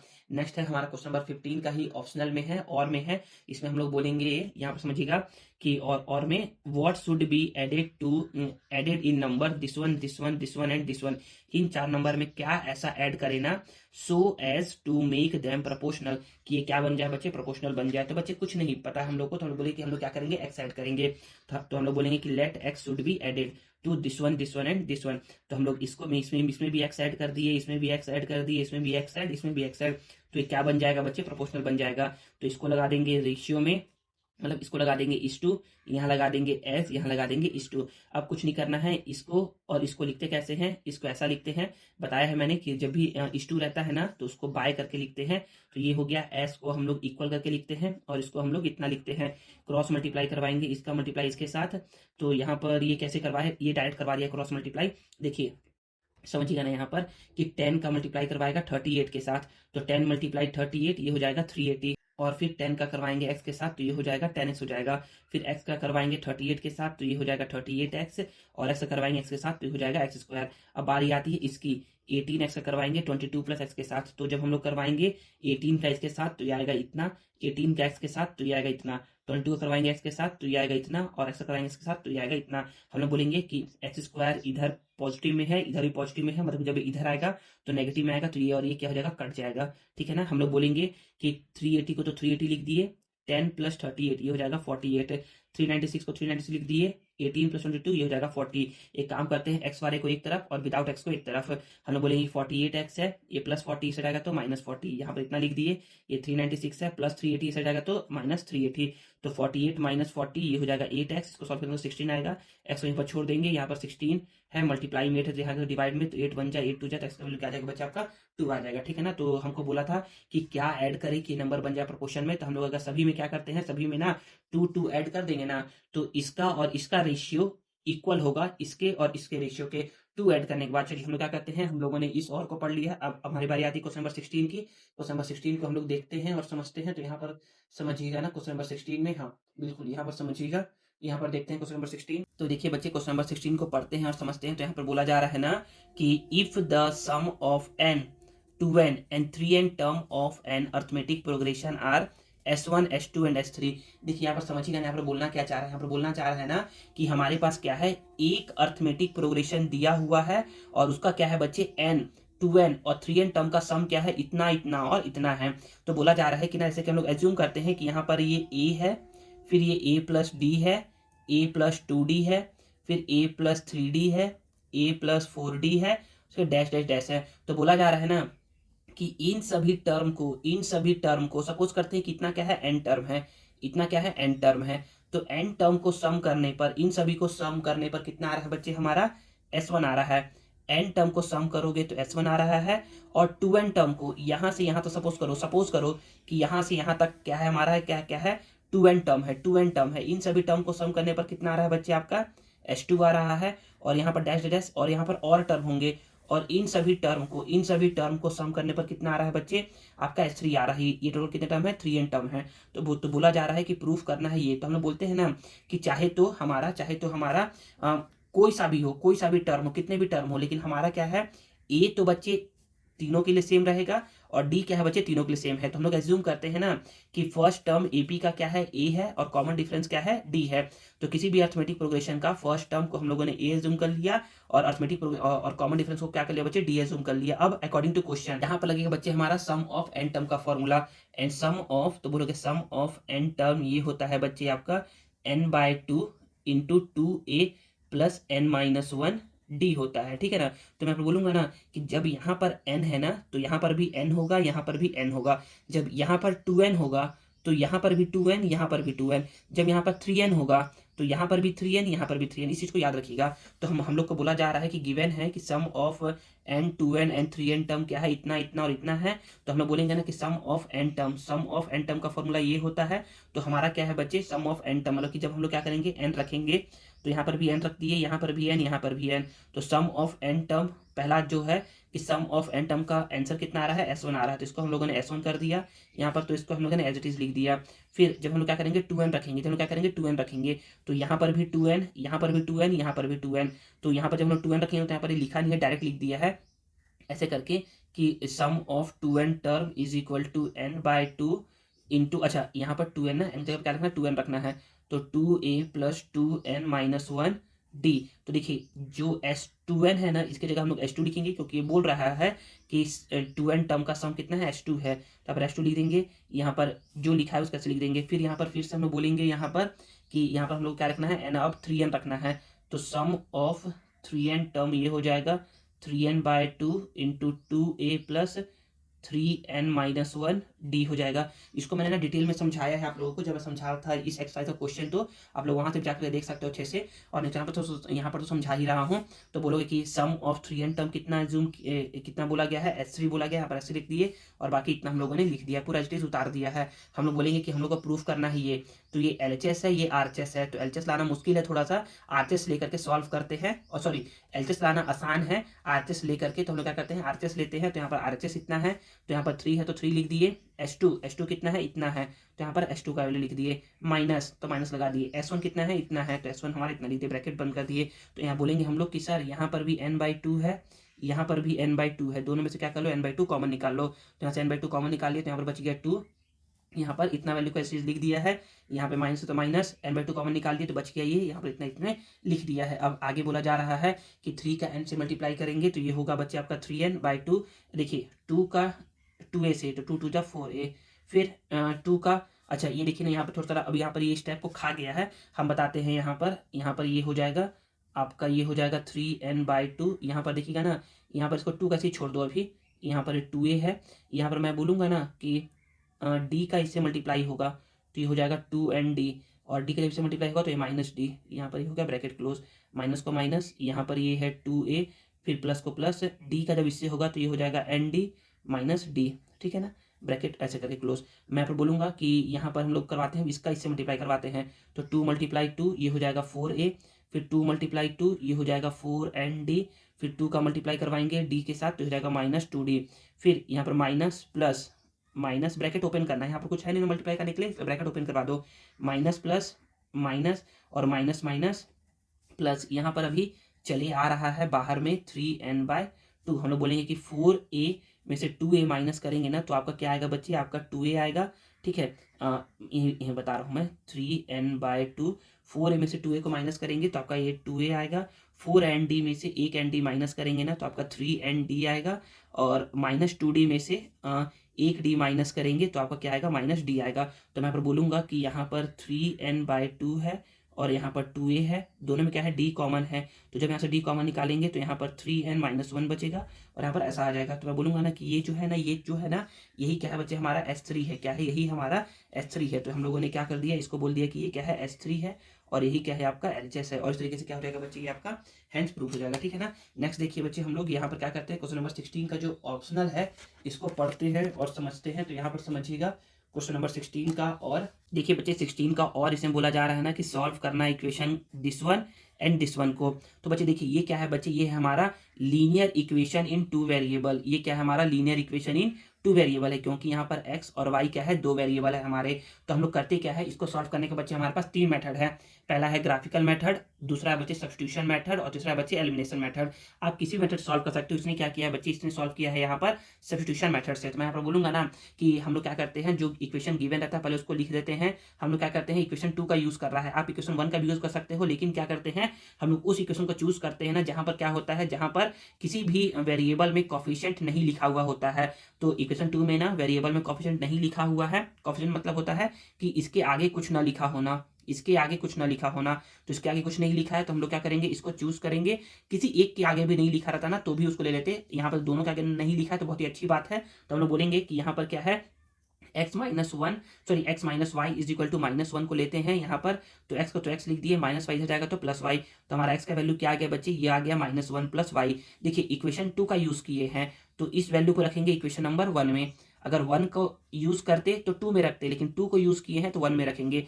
तो पुटिंग करेंगे x का जो वैल्यू आया है उसको इक्वेशन नंबर 1 में। तो इक्वेशन नंबर 1 क्या है, तो 3 है तो इसको 3 लिख देंगे। x की वैल्यू क्या है, -1 प्लस वाई है, x की वैल्यू -1 प्लस वाई। प्लस है तो प्लस है, टू है तो टू है, वाई है तो वाई है, इक्वल है तो इक्वल, टू है तो 12 यहाँ पर लिख देंगे। 3 का मल्टीप्लाई -1 से -3, 3 का मल्टीप्लाई वाई से 3y, और यहाँ पर plus 2y is equal to 12 है। मैं बोलूँगा -3 को तो इधर भेज देंगे तो ये हो जाएगा +3, ठीक है, और 2y प्लस 3y ये हो जाएगा 5y, और 12 प्लस 3 हो जाएगा, ये हो जाएगा 15। तो ये है मल्टीप्लाई में 5, इधर जाएगा तो डिवाइड में। तो 15 को जब 5 से डिवाइड करेगा तो y का वैल्यू क्या आ जाएगा, 3 आ जाएगा। और जब y का वैल्यू 3 आएगा तो इसको रख देंगे क्वेश्चन नंबर 3 में। तो क्वेश्चन नंबर 3 क्या है, क्वेश्चन नंबर 3 है x is equal to -1 plus y है, वाई का वैल्यू क्या है, 3 आया है। तो -1 प्लस 3 कितना होता है, +2 होता है। तो हमारा x का वैल्यू 2 आ गया और y का वैल्यू क्या आ गया बच्चे, 3 आ गया। तो हमारा क्वेश्चन नंबर 13 का तो यहाँ पर आंसर आ गया है। क्वेश्चन नंबर 17 की बारी है। क्वेश्चन नंबर 17 को समझते हैं। तो यहाँ पर आप समझिएगा, यहाँ पर बोला जा रहा है Ram deposit this 1 rupees in a bank in a fix deposit account. तो राम क्या करता है, डिपॉजिट करता है। तो ये क्या है बच्चे, आपका प्रिंसिपल है। ये क्या है आपका प्रिंसिपल है, ये क्या है प्रिंसिपल है। तो प्रिंसिपल क्या हो गया आपका, हो गया 40,000 रुपीज़। क्या हो गया, 40,000 रुपीज़ हो गया इन अ बैंक में फॉर 1 ईयर के लिए, फॉर 1 ईयर के लिए। तो एन क्या है बच्चे आपका, 1 ईयर है। फिर रेट ऑफ इंटरेस्ट क्या है, 10%। रेट ऑफ इंटरेस्ट क्या है बच्चे, 10% पर एनम है। बोला जा रहा है कि if the interest is calculated for 6 month. तो जब भी बात करते हैं 6 मंथ का, जब भी बात करते हैं 6 मंथ का ना, तो ना टाइम को करते हैं 2 से मल्टीप्लाई। तो एन इज इक्वल टू हो जाएगा 2 हाफ ईयरली, ठीक है ना। और रेट को कहते हैं 2 से डिवाइड। तो ये हो जाएगा 10 को जब 2 से डिवाइड करोगे तो ये हो जाएगा 5% हाफ ईयरली, ठीक है ना। तो यहाँ पर लिख देंगे। फिर हम लोग बोला जा रहा है कि then how much amount will Ram receive after maturity. तो मेच्योरिटी के बाद क्या होगा, राम को कितना पैसा मिलेगा। तो इसके लिए हम लोग बोलते हैं अमाउंट का formula P1 + R/100 to the power n। तो ए को तो ए ही लिख देंगे, इक्वल को इक्वल। पी का वैल्यू क्या है 40,000, 1 को 1, प्लस को प्लस, आर का वैल्यू क्या निकाले हैं 5/100, और एन का वैल्यू क्या है बच्चे, एन का वैल्यू है 2। यहाँ पर 2 लिख देंगे। कभी भी इसको सॉल्व मत किया करिए, ये सरासर गलत सॉल्व करता है। हम लोग बोलेंगे यहाँ पर कि यहाँ पर ये है 40,000 है, ठीक है। यहाँ पर नीचे में 1 लगा दोगे तो 1 का मल्टीप्लाई 100 से ये 100, 1 का मल्टीप्लाई 5 से 5, 1 का मल्टीप्लाई 100 से 100, पावर में 2 है तो 2। यहाँ पर 40,000 है, ठीक है। 100 + 5 ये हो गया 105/100 टू दी पावर 2। यहाँ पर ये है 40,000 है, यहाँ पर 105 का पावर 2 है, मतलब कि इसको 2 बार लिखेंगे। यहाँ पर 100, यहाँ पर 100, यहाँ पर 1 2 3 4, 1 2 3 4 ये हो गया। बस 4 को 4 बोल दिए। इन दोनों का मल्टीप्लाई करवाएंगे तो 5 5 ज़ा 25, और 10 में एक ऐड करेंगे तो होगा 11, 11 मल्टीप्लाई 10, 110 होता है। बस मल्टीप्लाई करवा दो। तो इन सबको मल्टीप्लाई करवाओगे ना तो यहाँ पर 5 4 ज़ा 20, 0 कैरी 2, 4 2 ज़ा 8, और 2 10, 10 का 0 कैरी 1, और यहाँ पर तो 1 आ जाएगा। 4 1 ज़ा 4, 4 1 ज़ा 4, तो इतना रुपये क्या आ जाएगा बच्चे आपका आंसर आ जाएगा। मतलब कि इतना रुपए क्या मिलेगा, राम को मिलेगा ये मैच्योरिटी कंप्लीट होने के बाद, ठीक है ना। तो हम लोग क्या देखते हैं, इसमें एक और का क्वेश्चन है जो कि आपका टैक्स का क्वेश्चन है। तो इसको पढ़ते हैं, समझते हैं। तो यहाँ पर बोला जा रहा है पहला क्वेश्चन नहीं है, मतलब कि इंटरनल चॉइस क्वेश्चन है। तो यहाँ पर बोला जा रहा है कि देखिए सबसे पहले क्या करते हैं, कुछ कुछ स्टेप्स को फॉलो करते हैं। पहला स्टेप्स क्या होता है, पहला स्टेप्स होता है कि हम लोग को क्या करना है, उसका एनुअल इनकम लिखना है। तो यहाँ पर दिया जा रहा है कि annual income of an officer इस फाइनेंशियल ईयर में कितना, इतना है। तो फर्स्ट स्टेप हमारा हो जाएगा यहाँ पर ये देखिए ना, यहाँ पर समझिएगा। हाँ यहाँ पर दिख रहा है ऐसे करके यहाँ पर ये बस हम लोग बोलेंगे ना कि फर्स्ट स्टेप तो हमारा होता है कि एनुअल इनकम निकालना। तो एनुअल इनकम क्या है, तो टोटल इनकम ऑफ ऑफिसर इतना गिवन है, ठीक है ना, फर्स्ट स्टेप्स हो गया। सेकंड बोला जा रहा है कि ही डिपॉजिट रुपीज इतना monthly toward general provident fund. Second step हम लोग निकालते हैं सेविंग, निकालते हैं, क्या निकालते हैं, सेविंग। तो सेविंग कितना कितना हुआ है। अच्छा आगे भी पढ़ते हैं ना, आगे भी बोला जा रहा है अगर कहीं पर डोनेशन हो तो पहले निकालते हैं डोनेशन, क्या निकालते हैं, पहले पहले निकालते हैं डोनेशन, अगर कहीं पर डोनेशन हुआ रहता है तो यहाँ पर बोलेंगे ना कि यहाँ पर क्या है, यहाँ पर हमारा कि he donates rupees this one to a charitable trust eligible for 50% tax deduction. तो ये क्या करता है, ये डोनेट करता है इतना रुपए। तो इतना रुपए जब ये डोनेट कर रहा है तो देखिए तो एक पुण्य का काम भी कर रहा है, और सेकंड और साथ ही साथ क्या है, जब इतना रुपया डोनेट करता है ना तो ना ये 50% क्या है, टैक्स डिडक्शन में क्या करेगा, ये हेल्प करेगा 50%। तो बोला जा रहा है कि जो अमाउंट डोनेट कर रहे हो चैरिटेबल ट्रस्ट में वो क्या है 20,000 है, और ये क्या है 50% टैक्स एग्जेम्प्टेड है, टैक्स डिडक्शन में आपको छूट मिलेगा। तो 20,000 का जब आप 50% निकालोगे तो आ जाएगा 10,000। मतलब बोला ये जा रहा है कि जो पहले ये कमाता था 7,20,000, अब ये 7,20,000 नहीं कमाता है, ये कमाता कितना है 7,20,000 में से क्या कर दोगे 10,000 माइनस कर दोगे, क्योंकि इतना पैसा क्या है बचे, सरकार इसको छूट देगा, ठीक है ना। तो ये हो जाएगा 7,10,000 इतना कमा रहा है। तो इसका क्या आ गया बच्चे, ये आ गया सेकंड पॉइंट। अगर देखो सुनो, सबसे पहले निकालते हैं बच्चे टोटल इनकम, सेकंड निकालते हैं सेविंग। लेकिन सेविंग के पहले क्या निकालते हैं हम लोग निकालते हैं डोनेशन। अगर कहीं पर डोनेशन दिया रहता है तो आप लोग मैंने पढ़ाया ही है ना, चैप्टर 8 में ना पढ़ाया है आप लोगों को अच्छे से, मैंने आप जा करके क्या कर सकते हो, वीडियो वॉच कर सकते हो। अब थर्ड स्टेप जो होता है ना वो होता है हमारा सेविंग का। किसका होता है, वो हमारा होता है सेविंग का। तो हम लोग बोलेंगे ना कि ना वो डिपॉजिट करता है इतना monthly toward general provident fund, मतलब कि जीपीएफ में, जनरल प्रोविडेंट फंड में वो 4,000 जमा करता है। कब तक, 12 महीनों तक। क्योंकि देखो मंथली जमा कर रहा है, क्या कर रहा है, वो मंथली जमा कर रहा है, मतलब कि वो साल भर में वो 12 बार क्या करेगा, जमा करेगा। तो टोटल कितना हो जाएगा बच्चे, ये हो जाएगा 48,000। नेक्स्ट है बच्चे कि pays rupees 3,000 monthly as premium in LIC। और LIC में क्या कर रहा है बच्चे, आपका 3,000 रुपीज पे कर रहा है, मंथली पे कर रहा है। तो मंथली पे कर रहा है 3,000 LIC में, तो ये 12 महीनों तक पे करेगा, मतलब कि साल भर में क्या करेगा, इतना पे करेगा। सर इसको 12 से क्यों मल्टीप्लाई कर रहे हैं बार बार बच्चे, इसलिए ना क्योंकि बच्चे ये ना एनुअल का बात करता है, टैक्स आपको साल में एक बार देना पड़ता है। तो पूरा आप एनुअल में जितना भी कमाओगे ना उस पर वो बात करते हैं हम लोग। तो यहाँ पर हो गया 36,000 हो गया। फिर आगे बोला जा रहा है कि एंड परचेस करता है NSC कार्ड 30,000 रुपीज का, और NSC कार्ड परचेस करता है इतना रुपए का। तो टोटल कितना हो जाएगा, ग्रॉस GROSS ग्रॉस, ग्रॉस कितना हो जाएगा, इतना लाख हो जाएगा, इतने रुपीज हो जाएंगे। फिर बोला जा रहा है ना कि यहाँ पर बोला जा रहा है कि यहाँ पर देखिए ये पॉइंट इंपॉर्टेंट है कि all the maximum limit of all the saving is ₹1,00,000। मतलब तुम मैक्सिमम कितना सेव कर सकते हो, मैक्सिमम तुम 1,00,000 तक ही क्या कर सकते हो, सेव कर सकते हो इनकम टैक्स में। 1,00,000 तक ही तुम क्या कर सकते हो, सेव कर सकते हो इनकम टैक्स में। तो बोला जा रहा है कि मैक्सिमम जो रिबेट है ना वो 1,00,000 है, लेकिन तुमने सेव कितना किया है, 1,14,000। तो गवर्नमेंट बोलता है कि तुम 1,40,000 सेव नहीं करोगे, तुम सेव करोगे ओनली मैक्सिमम आप 1,00,000 तक सेव कर सकते हो। तो हम लोग क्या बोलेंगे, जो हमारा सैलरी था, जो हमारा सैलरी इतना था ना उसमें हम क्या करेंगे, 1,00,000 ही क्या करेंगे, माइनस करेंगे। अगर ये देखो, अगर ये होता 98,000, अगर ये आता, सपोज करो ये आता 98,000, तो हम लोग क्या करते हैं, यहाँ पर लिखते हैं 98,000। ये आ गया 1,14,000, तो सरकार बोलेगा नहीं तुम 1,14,000 सेव नहीं करोगे, तुम सेव करोगे ओनली 1,00,000 तक। तो इसलिए क्या किया है, यहाँ पर 1,00,000 माइनस किया है। अगर यहाँ आता 72 आता, बस 72 आता, तो यहाँ पर आप 72 माइनस करते, जो आता आप उसको माइनस करते। ये 1,00,000 से ज्यादा आ गया है इसलिए मैक्सिमम आप 1,00,000 ही करते। अगर ये आता 1,50,000 1,50,000 तो भी आप यहाँ पर 1,00,000 ही सेव करते, ठीक है ना। क्योंकि यहाँ पर बोला जा रहा है कि मैक्सिमम लिमिट जो है ना सभी सेविंग का वो क्या है, 1,00,000 तक ही, तब तुम क्या कर सकते हो, सेव कर सकते हो। इसलिए यहाँ पर क्या किया, 1,00,000 ही माइनस किया है, तो इसको यहाँ पर क्या आएगा, 6,10,000 आ जाएगा। तो हमारा यहाँ पर क्या गया, थर्ड स्टेप भी कंप्लीट हो गया। फिर फोर्थ स्टेप हम लोग बात करते हैं टैक्स का, बात करते हैं, क्या बात करते हैं, टैक्स का। तो देखिए यहाँ पर क्या आया है बच्चे, इसका पैसा आया है 6,10,000। तो 6,10,000 इसका इसके रेंज में आ रहा है, 6,10,000, मतलब कि 20% ये टैक्स देगा। तो 20% ये इसका नहीं देगा, इसमें भी क्या है बच्चे, सरकार कुछ कुछ छूट देता है आपको। छूट क्या देता है, छूट ये देता है ना, पहला ये बोलता है कि तुम्हारा है 6,10,000 ना, तो उसमें हम क्या करेंगे, 2,00,000 तक तुमसे हम कोई भी टैक्स नहीं लेंगे। तो पहला है कि ऑन फर्स्ट 2,00,000 तक तुमसे कोई भी टैक्स नहीं लिया जाएगा। मतलब कि तुम्हारा जो 6,10,000 था उसमें से हम तुमको 2,00,000 तुम्हारा क्या कर देते हैं, माइनस कर देते हैं। 2,00,000 क्या करते हैं, माइनस कर देते हैं, मतलब कि तुम्हारा 4,10,000 पे ही क्या लगेगा, तुमको टैक्स लगेगा। और अब सुनो, 4,10,000 में से भी क्या है बच्चे 10% टैक्स लेगा, वो बताते हैं। देखिए यहाँ पर ना, यहाँ पर समझिएगा कि सेकंड क्या है, हाँ सेकंड, हाँ सेकंड समझिएगा।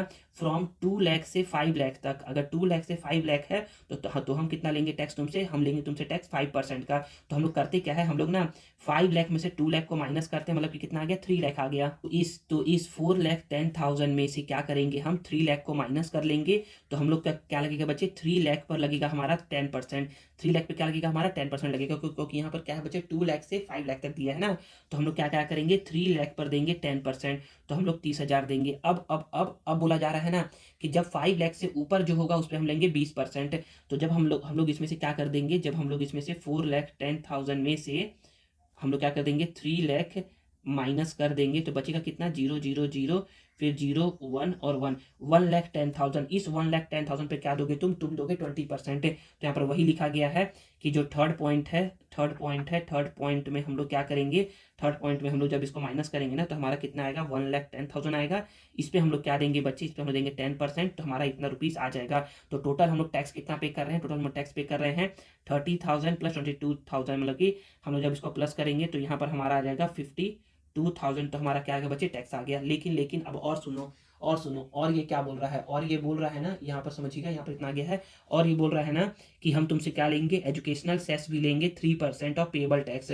तो पेएबल टैक्स कितना है आपका, अरे यार दिख नहीं रहा है, हाँ अब बोलोगे ना, यहाँ पर बोलोगे कि पेएबल टैक्स कितना है, पेएबल टैक्स तुम्हारा ये है, पेएबल टैक्स तुम्हारा ये है, इस पर हम लेंगे तुम्हारा 3%, इस पर हम तुम्हारा क्या लेंगे 3% लेंगे। ये एजुकेशनल सेस ने क्या करता है, ये गवर्नमेंट लेता है एम्प्लॉय लोगों से, वो इसलिए लेता है ना ताकि ना बच्चों के पढ़ाने लिखाने में क्या कर सके, पैसा इन्वेस्ट कर सके। तो इसका निकालोगे 3%, तो इसको तो ऐसे लिख दिए, ऑफ की जगह मल्टीप्लाई, 3 की जगह 3% की जगह 100, तो सिंप्लीफाई करोगे तो इतना रुपये आ जाएगा। तो टोटल पेएबल टैक्स कितना होगा बच्चे, इतना रुपये प्लस इतना रुपये, इतना रुपए वो इनकम टैक्स पे करेगा, इतना रुपए वो एजुकेशनल सेस पे करेगा।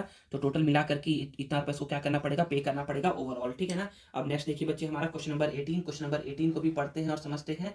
तो यहाँ पर बोला जा रहा है क्वेश्चन नंबर 18 में, यहाँ पर देखिएगा क्वेश्चन नंबर 18 में क्या बोला जा रहा है। देखिए क्वेश्चन नंबर 18 में बोला जा रहा है ना कि PQR is a right triangle. PQR क्या है बच्चे, एक राइट ट्राइंगल है इन विच, जिसमें एंगल क्यू क्या है 90 है, PQ क्या है इतना है, और QR क्या है 8 है।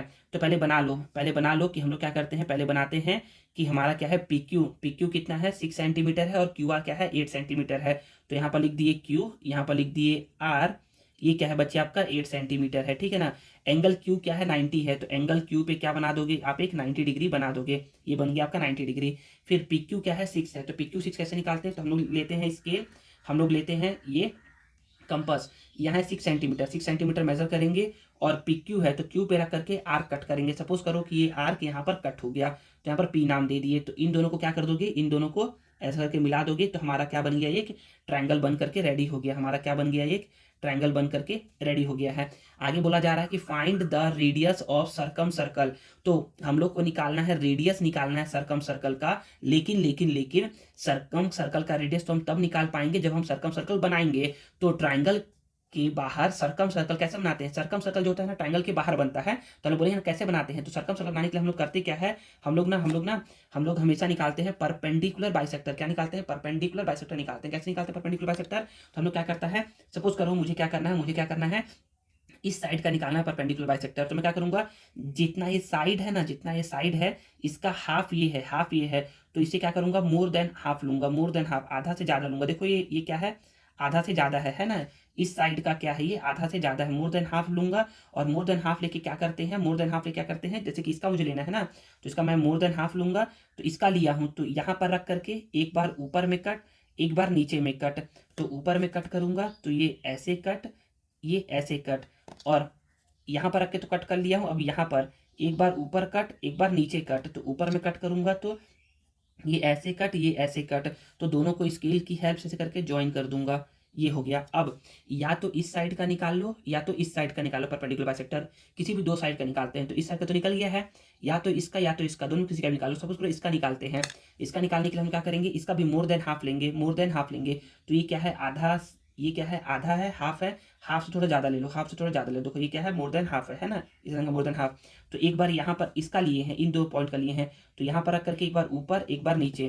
तो जब ऊपर और नीचे कट करोगे तो एक बार ये ऐसे, एक बार ये ऐसे कट होगा। फिर यहाँ पर तो रख के कर ली है, यहाँ पे रख के करेंगे, एक बार ऊपर एक बार नीचे। तो जब कट करोगे तो एक बार ये ऐसे होगा और एक बार ये ऐसे होगा, तो दोनों को ऐसे करके मिलाओगे तो ये दोनों ऐसे चल गया। तो दोनों का जो इंटरसेक्शन पॉइंट है ना वो क्या होगा बच्चे, वो यहाँ हाइपोटेनियस पे आएगा। तो अब इस पॉइंट पे रख करके इस सर्कल, अब क्या है जो कंपास का नीडल है ना इसको रखेंगे इस पे ओ पे रखेंगे। तो या तो आप ओपी मेजर कर लो, या तो ओक्यू मेजर कर लो, या तो आप ओआर मेजर कर लो। आप किसी को भी मेजर करके जो सर्कल बनाओगे ना वो क्या होगा, सर्कल आपका, वो सर्कल क्या होगा, ट्रायंगल के वर्टिसेस को क्या करता हुआ जाएगा, वो टच करता हुआ आपका जाएगा, ठीक है ना, ऐसे करके। तो क्या करेगा, ट्रायंगल के वर्टिसेस को टच करता हुआ जाएगा और आप क्या करोगे, यहाँ से यहाँ तक का आप जब डिस्टेंस मेजर कर लोगे ना तो यही क्या होगा बच्चे, आपका रेडियस होगा, यही क्या होगा, आपका रेडियस होगा, ठीक है ना। और फिर हमको बोला है कि right the steps of construction, हम लोग को लिखना है स्टेप्स ऑफ कंस्ट्रक्शन। भी देखिए बच्चे 5 मार्क्स का क्वेश्चन है, फिगर बनाने का मिलेगा आपको 2.5 मार्क्स, और 2.5 मार्क्स आपको मिलेगा स्टेप्स ऑफ कंस्ट्रक्शन लिखने का। तो इसमें करते क्या है, हम लोग करते ये है ना कि जो हम लोगों ने काम किया है वो हम लोग लिखते हैं। तो सबसे पहले हम लोगों ने क्या किया, सबसे पहले हम लोगों ने ड्रॉ किया है एक राइट एंगल ट्राइंगल, जिसमें क्या है पी क्यू इतना है, क्यू आर इतना है, और एंगल क्यू क्या है 90 है। तो पहला हम लोगों ने ये बोल दिया। सेकंड हम लोगों ने क्या किया, हम लोगों ने ना इस साइड का और इस साइड का निकाला है परपेंडिकुलर बाइसेक्टर। हम लोग बोलेंगे कि हम लोगों ने क्या किया, ड्रॉ किया perpendicular bisector of side Q R and P Q which intersect each other at point O. लेकिन इसने क्या किया है, इसने इसका निकाला है, और देखते किसका निकाला है, तो इसने पी क्यू का निकाला है, इसने पी क्यू का निकाला है, इसका निकाला है, और क्यू आर का निकाला है, इसने भी क्यू आर का ही निकाला है, ठीक है ना। तो इसका जब इसने निकाला है तो ये कहाँ पर मीट किया है, पॉइंट ओ पे मीट किया है। अब इस फिर हम लोगों ने क्या किया, हम लोगों ने ओ को सेंटर लिया और ओपी रेडियस लिया, या फिर ओ क्यू रेडियस लिया, या फिर ओ आर रेडियस लिया। तीनों का रेडियस क्या होगा, हमेशा सेम टू सेम होगा ना। हम लोग क्या करेंगे, हम लोग ओ को सेंटर लेकर के जो रेडियस लेंगे ओपी का या ओ क्यू का या ओ आर का ना, वो क्या करेगा, सर्कल जो होगा ना वो सर्कल के ट्राइंगल के वर्टिसेस को वो टच करता हुआ जाएगा, और इस तरीके से आपका सर्कल बन के रेडी हो जाएगा। और साथ ही साथ हमसे पूछ रहा था कि बताइए रेडियस, तो आपका रेडियस क्या आएगा बच्चे, आपका रेडियस आएगा 5 सेंटीमीटर आएगा। कितना आएगा, आपका रेडियस आएगा 5 सेंटीमीटर, ठीक है ना। तो यहाँ पर ये क्वेश्चन हो गया कंप्लीट। अब नेक्स्ट है बच्चे हमारा यहाँ पर कि ऑप्शनल में है कि कंस्ट्रक्ट इन सर्कल, हम लोग को एक बनाना है इन सर्कल। सर्कल ट्राइंगल के वर्टिसेस को टच करते जाता है, लेकिन इन सर्कल ट्राइंगल के साइड को टच करते हुए जाएगा। मतलब कि जो सर्कल है वो ट्राइंगल के बाहर बनता है, और जो इन सर्कल है वो ट्राइंगल के अंदर बनता है। तो हम लोग को क्या क्या करना है, हम लोग को ड्रॉ करना है एक incircle triangle A B C का, वेयर ए बी जो है, बी सी जो है, जो ए सी जो है, सारा क्या 60 सेंटीमीटर है। इस टाइप ऑफ क्वेश्चन में लिखना है। तो हम लोग लिखते हैं, तो हम लोग यहाँ पर बोलेंगे ना कि एक काम करते हैं, पहले हम लोग इसको ऐसे करके समझते हैं। यहाँ पर देखिए हम लोग को बोला जा रहा है कि सारा क्या है 6 सेंटीमीटर का है। तो हम लोग बोलेंगे यहाँ पर थोड़ा सा डिफिकल्ट होता है बनाना इन सर्कल, लेकिन बन जाएगा। तो हम लोग क्या करेंगे, पहले ले लेंगे ए बी 6 सेंटीमीटर, हम लोग ऐसे करके ड्रॉ कर लिए ए बी 6 सेंटीमीटर। फिर हम लोग बोलेंगे कंपास की हेल्प से इसको लेंगे 6 सेंटीमीटर, और यहाँ पर रख करके एक बार ऊपर कट एक बार नीचे कट, और ये दोनों ऐसे कट होगा जहाँ, उसको मिला देंगे तो ये ए बी सी बन जाएगा। बच्चे तुम लोग सोचोगे ना अगर कि सर हम लोग 6 सेंटीमीटर ऐसे ले लेंगे और 6 ऐसे ले लेंगे स्केल से, तो बच्चे वैसे नहीं करते हैं, हम लोग कंपास की हेल्प से करते हैं। क्योंकि बच्चे आप लोग मैंने बताया भी है ना कि जब आप 6 ऐसे लोगे ना तो क्या पता कि 6 आप ऐसे ही लोगे, 6 आप ऐसे भी तो ले सकते थे, या 6 आप ऐसे भी तो ले सकते थे। तो ये क्या होता है, ये गलत तरीका होता है, इसलिए हम क्या कहते हैं कंपास से कट करते हैं। तो इसे इजी मतलब कि इससे क्या होता है, आसानी से और अच्छे से कट हो जाता है। हम लोग बोलेंगे इतना कर लिए। अब हम लोग करते क्या है, हम लोगों ने ना जब हमको बनाना था सर्कल तो हम लोगों ने बनाया परपेंडिकुलर बाइसेक्टर, लेकिन जब हमको बनाना है इन सर्कल, क्या बनाना है हमको, जब हमको बनाना है इन सर्कल तो हम लोग निकालते हैं बच्चे इसका एंगल बाइसेक्टर। क्या निकालते हैं, एंगल बाइसेक्टर निकालते हैं। तो हम लोग क्या करते हैं, एंगल को बाइसेक्ट करते हैं। कैसे करेंगे बाइसेक्ट, वो सिखा दूँ आप लोगों को। ये देखिए ना यहाँ पर समझिएगा, यहाँ पर ये देखिए, जैसे कि मैं यहाँ पर बना रहा हूँ ट्रायंगल, रफ के लिए बना रहा हूँ। एक ट्रायंगल बना दिया मैंने ऐसे, ये ट्रायंगल बना दिया ऐसे। तो मुझे ना इस एंगल को बाइसेक्ट करना है। कैसे करूँगा बाइसेक्ट, तो अपने मन से कोई सा भी आर्क लूंगा। अपने मन से मैंने क्या कर दिया, इतना आर्क ले लिया। आर्क लेने के बाद क्या करूँगा, सपोज करो इसको इन दोनों का करना है, तो इस पहले हम लोग इसको देखते हैं। तो इसको लिए हम लोग क्या करेंगे, एक कट यहाँ एक कट यहाँ, तो ऐसे करके लगाएंगे। तो एक कट देखो इसको भी किया है, ऐसे करके लगा दिया, और फिर यहीं पर रख करके एक कट और लगाएंगे ऐसे करके, एक कट यहाँ, फिर इसको लेकर के एक कट यहाँ, दोनों को मिलाएंगे तो ऐसे करके मिल जाएगा। सिमिलरली यहाँ पर भी रखेंगे नीडल को, फिर कट लगाएंगे। अपने मन से कम या ज़्यादा ले सकते हो, तो अपने मन से बोलोगे तो यहाँ पर रख करके एक कट यहाँ एक कट यहाँ, फिर से रखेंगे यहाँ पे रख करके एक कट ऐसे एक कट ऐसे। तो दोनों जहाँ पर मिलेगा उसको नाम दे देंगे, ओ नाम दे देंगे। क्या नाम दे देंगे, ओ नाम दे देंगे। समझ में आ गया ना, ये ऐसे करके ओ कैसे आया। अब इस ओ से क्या करते हैं, देखिए इसमें क्या किए थे, जैसे ही हम लोग को ओ मिला था हम लोगों ने रेडियस मेजर किया, सर्कल बना दिया, लेकिन इसमें ऐसा नहीं होता है। जैसे ही हम लोग को ओ मिला है, ओ के बाद हम लोग क्या करते हैं, एक परपेंडिकुलर ड्रॉ करते हैं, इसमें एक परपेंडिकुलर ड्रॉ करते हैं। परपेंडिकुलर कैसे ड्रॉ करते हैं ये मैंने आप लोग को सिखाया है, आप लोग जाकर के वीडियो को वॉच कर सकते हो, उसमें मैंने सिखाया अच्छे से, तो वो समझ में आएगा, इसमें समझा नहीं पाऊंगा अच्छे से मैं, ठीक है ना। अगर समझना भी है तो ऐसे समझिए कि हम लोग क्या करते हैं, इस ओ से एक ऐसा आर्क ड्रॉ करते हैं जो क्या करे, इस लाइन को, इस ए बी को दो अलग अलग पॉइंट पे कट करे, दो अलग अलग पॉइंट पे कट करे। तो मैंने क्या कर दिया, इस ओ से ऐसे करके मैंने एक आर्क यहाँ और एक ऐसे करके यहाँ पर कट कर दिया, ठीक है। फिर बिना इसको मूव किए इसको ऐसे लूंगा मैं, और एक मैंने ऐसा कट कर दिया, और एक मैंने यहाँ पर रख करके एक मैंने इसको ऐसा कट कर दिया। अब क्या करूंगा, दोनों को मैं ज्वाइन करूंगा, ओ से मैं क्या करूंगा, इस वाले को मैं ज्वाइन करूंगा। तो जब मैं ज्वाइन करूंगा ओ को इससे, तो ये क्या होगा आपका, ये लाइन ऐसे करके मिल जाएगा, ठीक है ना। तो यहाँ पे बोलूंगा ना कि यहाँ पर इसको डॉटेड लाइन से नहीं, इसको स्ट्रेट लाइन से ड्रॉ करिएगा। तो यहाँ पर मैंने इसको पॉइंट एम नाम दे दिया, यही क्या है बच्चे, परपेंडिकुलर है, ये क्या है, परपेंडिकुलर है। अब क्या करेंगे बच्चे, इस ओ एम को मेजर करेंगे, इस ओ पे रख करके क्या करेंगे, ओ एम को मेजर करके एक सर्कल ड्रॉ कर देंगे, जो सर्कल क्या होगा बच्चे, आपके ट्राइंगल को साइड को टच करता हुआ जाएगा, ठीक है ना। तो यही सर्कल जो बनेगा ना, यही क्या है बच्चे, आपका इन सर्कल है ट्राइंगल ए बी सी का, ठीक है। तो ये हमारा, इसको बनाने के लिए हमको मिलेगा 2.5 मार्क्स। और इसका लिखना है हमको स्टेप्स ऑफ कंस्ट्रक्शन। तो हम लोगों ने क्या किया, सबसे पहले हम लोगों ने क्या किया, हम लोगों ने ड्रॉ किया एक ट्राइंगल, जिसमें क्या था, A B equal B C equal to A C equal to 6 centimetre था।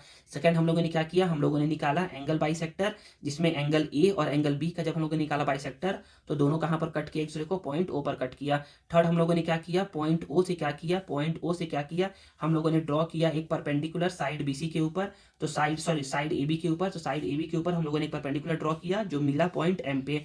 फिर हम लोगों ने ओ को सेंटर लिया और ओ एम रेडियस लिया, ओ को सेंटर लिया और ओ एम रेडियस लिया, और एक सर्कल ड्रॉ किया जो क्या होता है, जो ट्राइंगल के साइड्स को टच करते हुए जाता है, और इस तरीके से क्या होता है हमारा, ये इन सर्कल होता है, ठीक है ना। तो ये हमको बोल गया था, हमको इसमें बोला था कि बताइए रेडियस ऑफ सर्कम सर्कल, वैसे इसमें पूछ सकता था आपसे रेडियस ऑफ इन सर्कल। तो यहाँ से आप यहाँ तक को मेजर करते तो ये क्या होता है आपका, ये रेडियस होता है, ठीक है ना। चलिए हम लोग क्या करते हैं, एक लास्ट क्वेश्चन है, क्वेश्चन नंबर 19, और उसका ऑप्शनल, उसको पढ़ के खत्म करते हैं इस सेट को। तो देखिए क्वेश्चन नंबर 19 में बोला जा रहा है, यहाँ पर समझिएगा, ये देखिए कि क्वेश्चन नंबर 19 में है कि सॉल्व करना है this one plus this one is equal to 4 है। तो देखिए बच्चे इसमें सॉल्व करने के लिए बोल रहा है, मतलब कि इसमें हमारा क्या होगा, थीटा का वैल्यू आएगा, क्या आएगा, थीटा का वैल्यू आएगा। प्रूफ करने के लिए बोलता है तो हम लोग एलएचएस लेकर के आरएचएस लेकर के आते हैं, ठीक है ना। तो चलिए करते हैं सॉल्व। हम लोग बोलेंगे ना यहाँ पर समझिएगा कि हमारा क्या है बच्चे, हमारा ये क्वेश्चन है, इसको लिख देंगे एक बार। हम लोग बोलेंगे कि सर यहाँ पर कॉस थीटा, यहाँ पर कॉस, दोनों में सर कॉमन है, कॉमन बाहर निकाल लेंगे, तो यहाँ पर बचेगा 1/1 माइनस साइन थीटा, यहाँ पर बचेगा 1/1 प्लस साइन थीटा। हम लोग बोलेंगे इसका करवाएंगे हम लोग क्रॉस मल्टीप्लाई, क्योंकि यहाँ प्लस या माइनस है ना, तो करवाते हैं क्रॉस मल्टीप्लाई। इसका इससे मल्टीप्लाई करवाएंगे तो इतना आंसर, इसका इससे करवाएंगे तो इतना आंसर, फिर इसका इससे इतने से इसका क्या करते हैं, मल्टीप्लाई करवाते हैं। हम लोग बोलेंगे कि कॉस थीटा है तो कॉस थीटा, ये माइनस और ये प्लस कट जाएगा, 1 और 1 2 हो जाएगा, तो यहाँ पर 2 कॉस थीटा आ जाएगा। 1 ए माइनस बी, ए प्लस बी, तो ये होता है ए स्क्वायर माइनस बी स्क्वायर होता है। तो मैं यहाँ पर बोलूँगा कि यहाँ पर ये 2 डिवाइड में, 2 मल्टीप्लाई में इधर आएगा तो डिवाइड में, तो ये हो जाएगा 2। यहाँ पर ना बच्चे हम लोग को पता है ना कि sine square theta plus cos square theta क्या होता है, 1 होता है। तो हम लोग को बोला जा रहा है कि यहाँ पर ये 1 है, ये प्लस में साइन स्क्वायर थीटा इस साइड आएगा तो ये हो जाएगा माइनस में साइन स्क्वायर थीटा। तो यहाँ पर क्या बच जाएगा, यहाँ पर बच जाएगा कॉस स्क्वायर थीटा बच जाएगा। तो जहाँ पर भी रहेगा 1 माइनस साइन स्क्वायर थीटा, उसकी जगह मैं क्या लिख सकता हूँ, कॉस स्क्वायर थीटा लिख सकता हूँ। तो यहाँ पर देखिए बच्चे, यहाँ पर क्या है, यहाँ पर एक कॉस, यहाँ पर 2 कॉस, एक कॉस क्या हो जाएगा, कट जाएगा, तो बचेगा एक कॉस थीटा, यहाँ पर 2 है। तो हम लोग क्या करवाएंगे, क्रॉस मल्टीप्लाई करवाएंगे, 2 का मल्टीप्लाई करवाएंगे हम लोग ऐसे करके, हम लोग ना 1 का मल्टीप्लाई करवाएंगे 1 के साथ, और 2 का मल्टीप्लाई करवाएंगे कॉस थीटा के साथ। यहाँ पर कॉस थीटा 1 मल्टीप्लाई 1 1 होता है, मल्टीप्लाई में है 2, इधर आएगा तो डिवाइड में, तो यहाँ पर कॉस थीटा, कॉस में 1/2 किसका वैल्यू होता है, तो कॉस 60 का वैल्यू होता है। कॉस से कॉस कट जाएगा, थीटा का वैल्यू क्या आ जाएगा, 60 आपका आंसर आ जाएगा, ठीक है ना। नेक्स्ट हम लोग देखते हैं एक लास्ट क्वेश्चन, लास्ट नहीं मतलब कि इंटरनल चॉइस क्वेश्चन है, क्वेश्चन नंबर 19 का। तो हम लोग बोलेंगे ना कि यहाँ पर ना ये जो है ना एक ट्री ब्रेक वाला, इसको मैं बता चुका हूँ, ये आप लोग के लिए लास्ट प्रीवियस ईयर में क्वेश्चन आया हुआ है। इसमें बोला जा रहा है कि एक क्या है ट्री है, और tree break to storm and the broken part bend so that, एक ट्री जो हुआ है ना वो आंधी तूफान से क्या हो गया है, टूट गया है, ब्रेक हो गया है, और जो उसका ब्रोकन पार्ट है ना वो क्या हो गया, बेंड हो गया है, सो डैट कुछ इस तरीके से ना कि जो टॉप ऑफ जो ट्री था ना वो टच करता है ग्राउंड को, मतलब कि ये ट्री था, ये क्या था, पूरा ट्री था, यहाँ से क्या हो गया, वो टूट गया, टूटा तो इसका जो ब्रोकन पार्ट है, जो इसका ब्रोकन पार्ट है वो क्या हो गया, ग्राउंड को इस तरीके से टच किया, मतलब कि इसका जो टॉप है ना, टॉप क्या है, ये ग्राउंड को टच कर रहा है, और कुछ इस तरीके से टच कर रहा है कि ये क्या बना रहा है, 60 डिग्री एंगल बना रहा है, क्या बना रहा है, ये बना रहा है 60 डिग्री एंगल बना रहा है। फिर the distance between the foot of the tree, तो ट्री के फुट से to point where the top touches the ground, जहां पर टॉप क्या कर रहा है, टच कर रहा है, वो क्या है 6 मीटर है, यहाँ से यहाँ तक क्या है 6 मीटर है। तो बोला जा रहा है कि find the height of tree, मतलब कि आपको find of height of tree मतलब कि आपको ए बी बताना है, ए बी बताना है कितना होगा। तो बोलोगे ना कि सर हम लोग को ना ए बी बताने के सर हम लोग को ना क्या करना पड़ेगा, इस वाले को और इस वाले को कैलकुलेट करना पड़ेगा। क्यों कैलकुलेट करना पड़ेगा, क्योंकि बच्चे याद रखिए ना, इस वाले को कैलकुलेट करूंगा तो ये क्या है, अभी भी ये जड़ से लगा हुआ पार्ट है, और ये क्या है, ये वाला टूटा हुआ पार्ट है, यही तो ऊपर में उठ करके यहाँ पर जाएगा, तो तभी तो हम लोग हाइट ऑफ ट्री बता पाएंगे। तो हम लोग को क्या करना है, ये भी वैल्यू निकालना है, ये भी वैल्यू निकालना है। तो हम लोग निकालेंगे पंडित, बद्री, प्रसाद, हरी, हरी, बोल, सोना, चांदी, तोल। तो देखिए 90 के सामने वाले को हम लोग बोलते हैं हाइपोटेन्यूस, एक्यूट एंगल के सामने वाले को बोलते हैं हम लोग परपेंडिकुलर।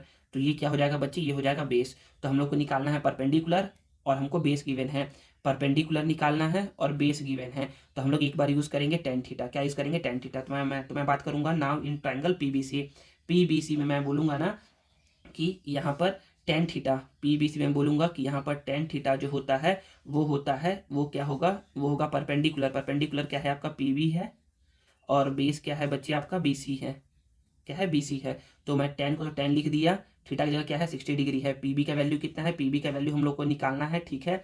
और बीसी का वैल्यू क्या है बच्चे, बीसी का वैल्यू 6 है। तो मैं यहाँ पर 6 डिवाइड में जाएगा तो मल्टीप्लाई में, तो ये आ जाएगा 6√3। सारा क्या है बच्चे आपका मीटर में है, क्या ये 6 है, 6 आपका देखोगे तो मीटर में है, तो आपका ये इतना मीटर आ जाएगा। तो पीबी का वैल्यू इतना आ गया। फिर से हम लोग लेंगे यही ट्रायंगल, हम लोग इस बार निकालना है हाइपोटेन्यूस, हमको बेस पता है, तो हाइपोटेन्यूस निकालना है, हमको बेस पता है। हम लोग अब यहाँ पर लेंगे कॉस थीटा, क्या लेंगे हम लोग यहाँ पर लेंगे कॉस थीटा। तो मैं यहाँ पर बोलूंगा कि since cos theta, cos theta क्या होता है, ये होता है बेस अपॉन हाइपोटेन्यूस। तो बेस क्या है बच्चे, बेस है आपका बीसी, हाइपोटेन्यूस क्या है बच्चे आपका पीसी। तो मैं यहाँ पर बोलूंगा जो ये पीसी है ना बच्चे, जो ये पीसी है वही क्या है बच्चे आपका एपी के इक्वल है। तो जो ये पीसी है वो क्या है बच्चे आपका एपी के इक्वल है, ठीक है ना, याद रखिएगा, क्योंकि यही क्या है, ब्रोकन पार्ट टूट करके कुछ ऐसा गिरा है कि ग्राउंड बना रहा है, 60 डिग्री का एंगल बना रहा है ये। तो यहाँ पर मैं बोलूंगा कि बीसी कितना है बच्चे आपका, बीसी है आपका 6, तो बीसी आपका 6 लिख दिए। पीसी कितना है 6√3, पीसी कितना है, पीसी अच्छा पीसी अभी तक तो पता ही नहीं है ना, कोई बात नहीं, पीसी तो निकालना है। कॉस लिख दिए, 60 डिग्री एंगल बना रहा है ये, तो कॉस 60 का वैल्यू होता है 1/2। क्रॉस मल्टीप्लाई करवाएंगे तो पीसी का 1 से मल्टीप्लाई करवाएंगे तो पीसी 6 का 2 से मल्टीप्लाई करवाएंगे तो पीसी इज इक्वल टू कितना आ जाएगा, 12 मीटर आ जाएगा। तो मैं बोलूंगा ना कि हम लोग को क्या है बच्चे, जो ये ए बी है ना, जो ये ए बी है वो बना हुआ है एपी प्लस पीबी से, एपी प्लस पीबी से बना हुआ है। एपी ही क्या है हमारा, पीसी के इक्वल है, तो एपी हमारा पीसी के इक्वल है, पीबी को तो पीबी ही लिख दिए। पीसी कितना है 12 है, 12 लिख दिए, और पीबी कितना है 6√3 है, 6√3 है। ये दोनों कभी ऐड नहीं होगा, तो इतना ही आंसर बोल दोगे तो भी सही है, या दोनों में क्या है बच्चे 6 कॉमन है, तो 6 कॉमन निकाल लोगे तो यहाँ पर 2 + √3 मीटर आ जाएगा। तो और ये क्या हो जाएगा बच्चे आपका प्यारा सा आंसर हो जाएगा।